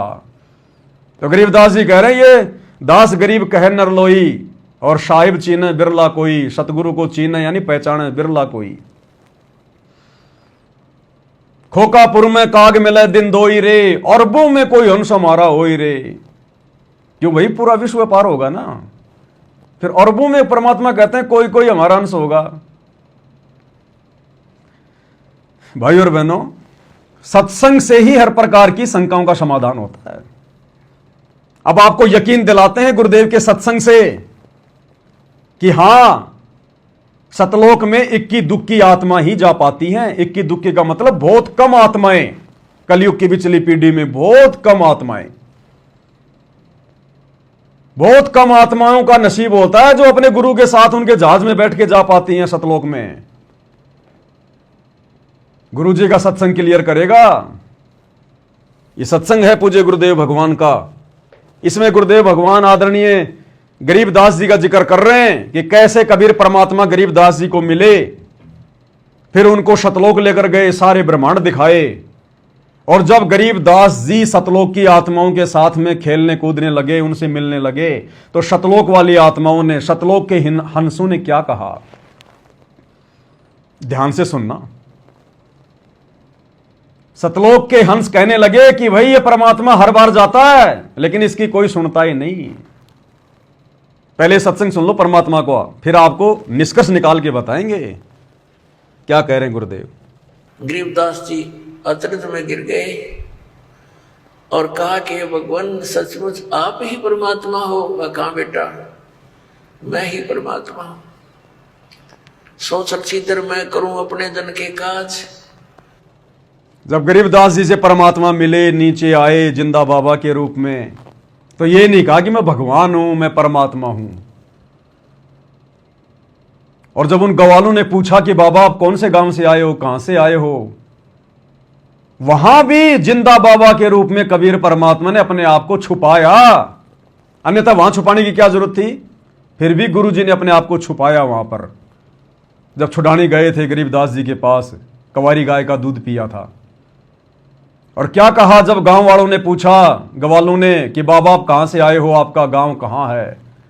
तो परमेश्वर ने कहा 16 शंख पर हमरा तकिया, हम गगन मंडल के जिंदा, और हुक्म हिसाबी हम चल आए, काटनियम का फंदा। हुक्म हिसाबी यानी उस परमात्मा के हुक्म से मैं इस पृथ्वी पर आया हूं, जबकि आए खुद ही परमात्मा थे। फिर भी क्या कह रहे हैं कि मैं तो परमात्मा के आदेश से, उनके हुक्म से आया हूं। हुक्म हिसाबी हम चलाए, काटनियम का फंदा। स्वयं भगवान होते हुए अपने आप को कह रहे मैं तो भगवान के हुक्म से आया हूं। और वही बात आज कह रहे हैं गुरु जी कि मेरे को तो परमात्मा ने भेजा है, स्वयं परमात्मा होते हुए।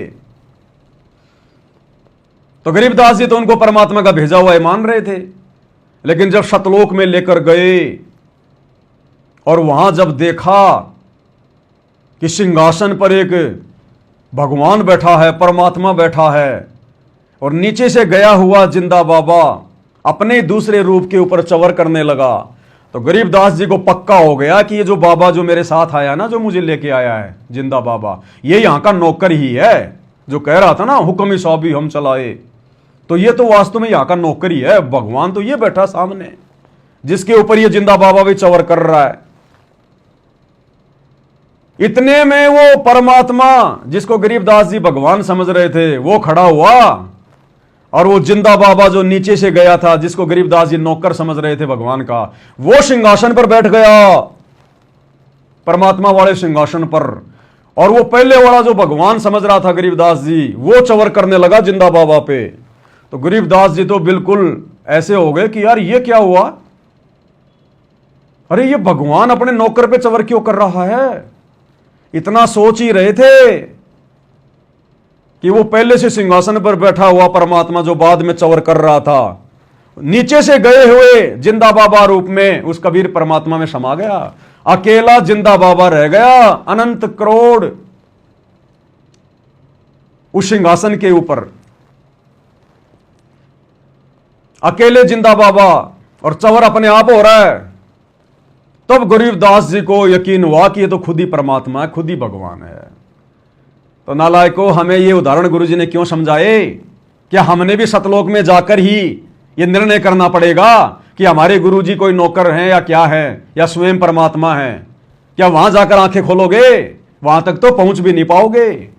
उन आत्माओं को तो परमात्मा ने अपना गवाह बनाना था। आप और हम तो त्रिकुटी पर भी नहीं पहुंच पाएंगे अगर अपने गुरु को परमात्मा मान के अगर इसी प्रकार से उनकी बदनामी करवाते रहे तो, इन रैलियों में धक्के खाते रहे तो गरीबदास जी को पक्का यकीन हो गया कि ये जिंदा बाबा ही भगवान है। फिर परमात्मा ने सतलोक में घुमाया उनको। फिर गरीबदास जी सतलोक की आत्माओं के साथ में घूमने लगे। फिर उन आत्माओं ने क्या कहा, वो है मेन पॉइंट जो अभी आपको सुनाएंगे। तो गरीबदास जी ने वहां के देखे सब वो नजारे, वो समुद्र और वो भरे हुए दूधों और दहियों के माट, वो सरोवर देखे, फलदार वृक्ष देखे, और वहां का वातावरण देखा। कहा भगवान अब मुझे यही रख लो आपके बच्चे को। वहां के वो सब भक्त जो आत्मा हंस वहां पर रहते हैं, उनसे मिले।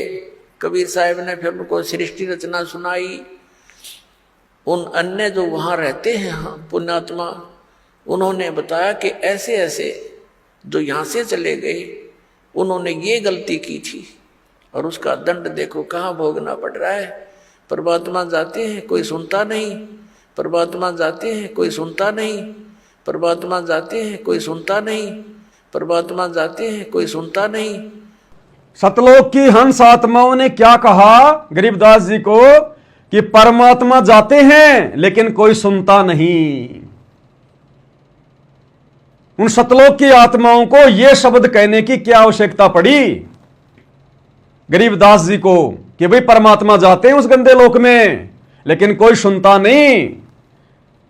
अगर सतलोक में नीचे से हवाई जहाज भर भर के भगतों के जाते, अगर करोड़ों अरबों भगत नीचे से पार होके सतलोक जाते, पूरा विश्व पार होकर सतलोक जाता, तो वहां की आत्माओं को तो सब पता है। फिर वो आत्माएं ये क्यों बोली गरीबदास जी को कि परमात्मा नीचे जाता है कोई सुनता नहीं, कोई इक्का दुक्का जाता, इक्का दुक्का। ये संसार विघन की घाटी, कोई निकलेगा बिरला सूर। अरे अगर करोड़ों की संख्या में जाते तो वो सतलोक की आत्माएं गरीबदास जी को ये ना कहती कि परमात्मा जाते हैं लेकिन कोई सुनता ही नहीं। अगर जहाज के जहाज भर के जाते सतलोक में इस काल के लोग से भक्तों के, तो वो तो कह देते कि गरीबदास जी बहुत अच्छा हुआ तू आ गया, देख और भी भाई बहन जहाज के जहाज भर के आ रहे हैं, जब भी परमात्मा जाते हैं जहाज के जहाज भर के लाते हैं। ये सतगुरु के मुख कमल से निकले शब्द हैं। ये परमात्मा है या झूठ का रिंचक भी नहीं होता। जो कह रहे हैं आंखों देखी कहते हैं परमात्मा। एक एक शब्द सतगुरु का परम सत्य होता है।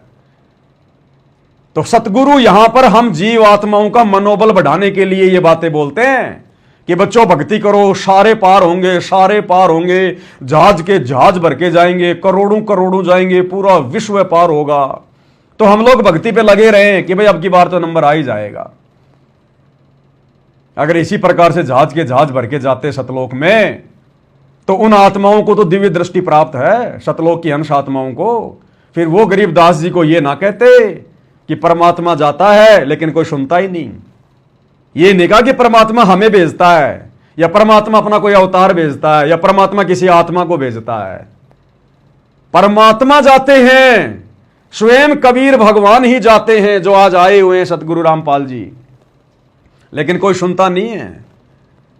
थोड़ी बहुत आत्माएं, चंद आत्माएं इस कलयुग की बिचली पीढ़ी में सुनती हैं। अब आप देख लो, आपकी आंखों के सामने है।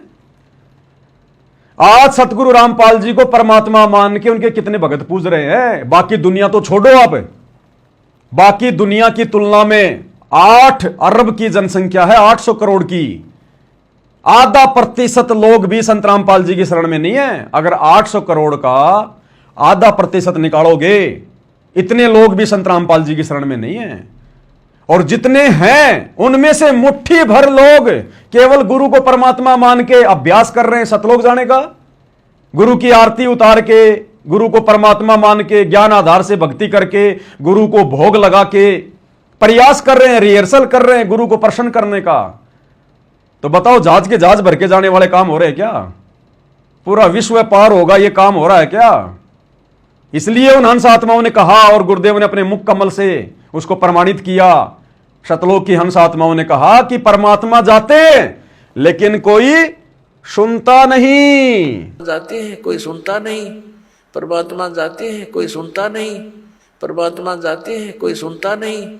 उस काल के ही बातों में फंसे पड़े हैं, उसके झूठे सुख में सब वहीं पर व्यस्त हैं। जन्म और मृत्यु और 84 लाख प्रकार के प्राणियों के शरीरों में वो कष्ट उठा रहे हैं। तो गरीबदास फंसे पड़े हैं, काल की व्यवस्था में सड़ रहे हैं, परमात्मा की बात कोई सुनता नहीं। कहां सुन रहे हैं? देख लो, ये परशुराम की जयंती मनाने पहुंच गए, सुन रहे हैं अपने भगवान की। कौन सा दिन कहा गुरुजी ने किसी राजनेता की रैली में जाने के लिए, परशुराम की जयंती में जाने के लिए, किसी की भी जयंती में जाने के लिए कोई आदेश है गुरुजी का? 30 साल से किसी सत्संग में कहा, किसी को आदेश दिया? नहीं मान रहे ना परमात्मा की। तो वो सतलोक की आत्माएं सही तो कह रही हैं कि परमात्मा जाता है कोई सुनता नहीं। तो चंद आत्माएं सुनने को तैयार हुई है, जिन आत्माओं को गुरुजी ने युगों युगों से ट्रेनिंग दी है। आप और हम सत्सेवक भाई बहन कोई आज के नहीं है। ये गधे कुत्ते के शरीर से आए हुए हैं सतलोक आश्रम वाले एरिया भगत जो इन आश्रमों में जा रहे हैं, तभी तो इनकी बुद्धि में नहीं आ रही बात। ये तत्व ज्ञान ऐसे समझ में नहीं आता। जो अभी ताजा 84 लाख योनियों से आते हैं ना, वो गुरु की बातों को सीरियस नहीं लेते। वो गुरु को परमात्मा नहीं मान सकते हृदय से, जुबान से तो बोल देंगे सतगुरु रामपाल जी भगवान की जय, भगवान की जय, और 2 मिनट में भगवान की फिर बेइज्जती भी करवा देंगे रैलियों में जा जाके, परशुराम की जयंती मना मना के। तो ये 84 लाख योनियों से आए हुए प्राणी है ज्यादातर। और जो थोड़ी बहुत कोई अच्छी आत्मा होगी, वो गुरु जी के हिसार जेल से बाहर आने से पहले पहले समझ जाएगी और साथ संगति से जुड़ जाएगी। और आप और हम वो विशेष आत्मा है परमात्मा की। गरीब साधु सेती मस्करी चोरा नाल खुशहाल, और मल अखाड़ा जीतेंगे युगन युगन के माल। युगों युगों से ये परमात्मा आप और हमें मनुष्य जन्म देता हुआ आ रहा है। आप और हमको अपने शरण में लेकर भक्ति जो ये करवाता हुआ आ रहा है। ये रिहर्सल परमात्मा आप और हमारे से करवा रहा, तब आज जाके हमारे भगवान समझ में आया है। तब आज संगत में जाके 2 फाड़ हो गए, 2 पार्ट हो गए कि भैया हम तो काल की व्यवस्था में नहीं सड़ेंगे, हम तो देखा देखी में नहीं चलेंगे, हम तो गुरुजी के तत्व ज्ञान पे चलेंगे भाई, हम तो गुरुजी के आदेश को फॉलो करेंगे, जो सत्संग रूपी आदेश है, या गुरुजी आमने सामने होकर आदेश देंगे। और इस परीक्षा के समय में तो भैया हम वो करेंगे जो बिल्कुल हमें उचित लगेगा, क्योंकि परीक्षा के समय में टीचर की बात भी नहीं मानी जाती है। ना ना ना ना ना, अरे परीक्षा के समय में विद्यार्थी को छूट होती है, वो बाध्य नहीं होता अपने गुरु की बात मानने के लिए। परीक्षा में सवाल आ गया भारत की राजधानी लिखो, और 4 ऑप्शन है, दिल्ली, बंबई, आगरा, मथुरा, और उस बच्चे को पता है कि भारत की राजधानी नई दिल्ली है, मुझे नई दिल्ली लिखना है। और वही टीचर जो उसको साल भर से पढ़ा रहा है, और वो टीचर कहे कि बेटा भारत की राजधानी लिख दे आगरा।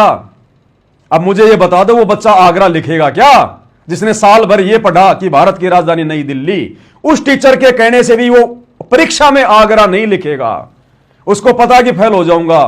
परीक्षा के समय में टीचर की बातें मानने के लिए मैं बाध्य नहीं हूं। तो ये 2014 बरवाला कांड से लेकर जब तक गुरुजी सार जेल से बाहर नहीं आते, तब तक हम भक्तों की परीक्षा का समय है। अब इस परीक्षा के समय में गुरुजी चाहे हम कितने उल्टे सीधे आदेश क्यों ना दें, किसी के माध्यम से भी क्यों ना दें, हमने केवल उन्हीं आदेशों को फॉलो करना है जो आदेश गुरुजी ने हमें पढ़ाई पढ़ाते समय दिए थे, हमें सत्संगों में दिए, नित्य नियम में दिए। यह है मेन पॉइंट। हम बाध्य नहीं है वर्तमान में गुरुजी के किसी भी आदेश को मानने के लिए, फॉलो करने के लिए।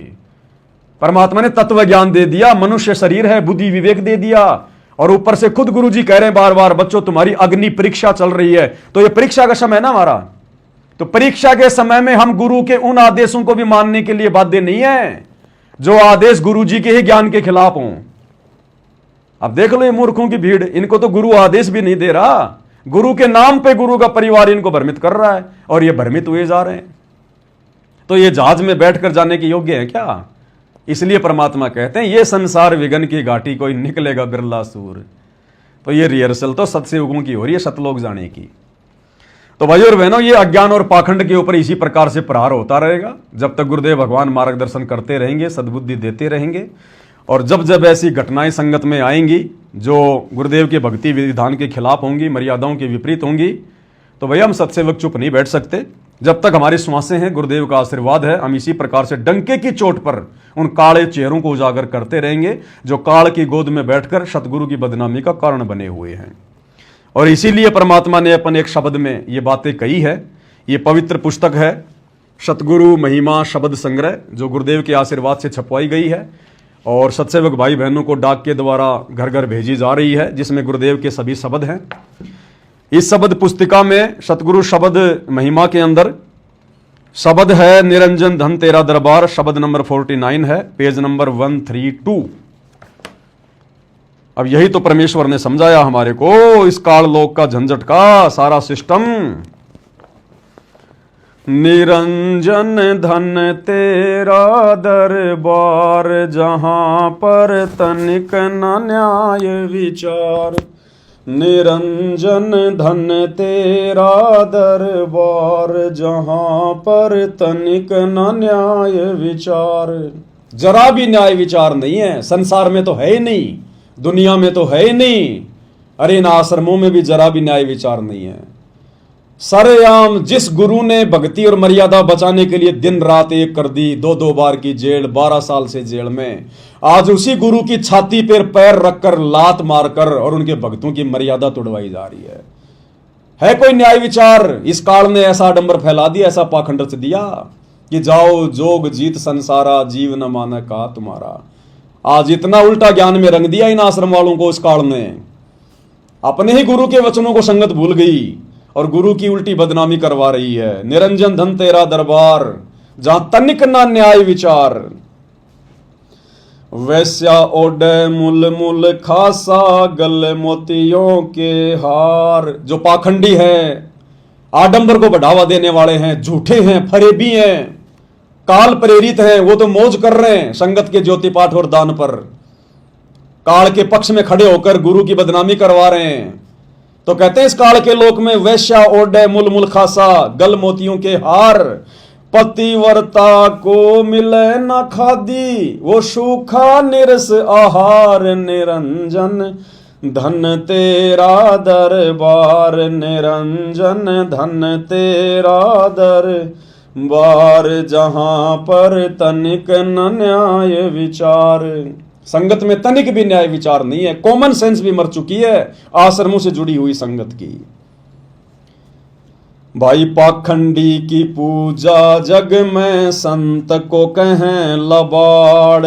इन आश्रमों में इन पाखंडियों की पूजा हो रही है, मैनेजमेंट वालों की, गुरुजी के बेटा बेटी भाई बंधु रिश्तेदारों की। अरे इन मैनेजमेंट वालों के गुरुजी के ज्ञान विरुद्ध आदेशों को सत्य मानकर और तुरंत थैला उठा के दौड़ लेना इनकी पूजा करने में आता है। गुरु को तजे भजे जो आना, ता पशुओं को फोकट ज्ञाना। तो परमात्मा कहते पाखंडियों की पूजा जग में संत को कहें लबाड़। और ये संत भगत बेचारे साथ संगति में दिन रात गला फाड़ फाड़ के थूक बिलो रहे हैं कि मर्यादा मत तोड़ो, मर्यादा मत तोड़ो, अग्नि परीक्षा का समय है, बाद में रोगे। तो हमारे को तो पाखंडी कह रहे हैं, गुरुद्रोही कह रहे हैं। भाई बहनों, ये परमात्मा के शब्द हैं, ये देश काल और परिस्थिति के अनुसार हर जगह सेट होते हैं। ये ना सोचना खाली नकली संतों के लिए कहा गुरुजी ने। अरे हम भी तो संत भगत ही हैं, ये आश्रम वाले भी तो संत भगत ही हैं, ढोंग तो भक्ति का कर रहे हैं। तो ये पाखंड करेंगे तो क्या ये शब्द इनके ऊपर फिट नहीं होगा क्या? तो इन पाखंडियों की तो पूजा हो रही है, बढ़िया संगत इनके ऊपर कुर्बान हो रही है, और ये जम के संगत की मर्यादा तोड़वा रहे हैं, काल का भोजन बना रहे हैं। भाई पाखंडी की पूजा जग में संत को कहें लबाड़। अज्ञानी को परम विवेकी, ज्ञानी को मूड गवार, निरंजन धन तेरा दरबार, निरंजन धन तेरा दरबार, जहां पर तनिक न न्याय विचार। इन अज्ञानियों को जो एक छोटी सी टिकट प्राप्त करने के लिए अपनी भक्ति की ऐसी तैसी करने में लगे हुए हैं, गुरुजी के नाम पर कीचड़ उछाल रहे हैं, इनकी तो पूजा हो रही है, इनको तो परम विवेकी परम ज्ञानी।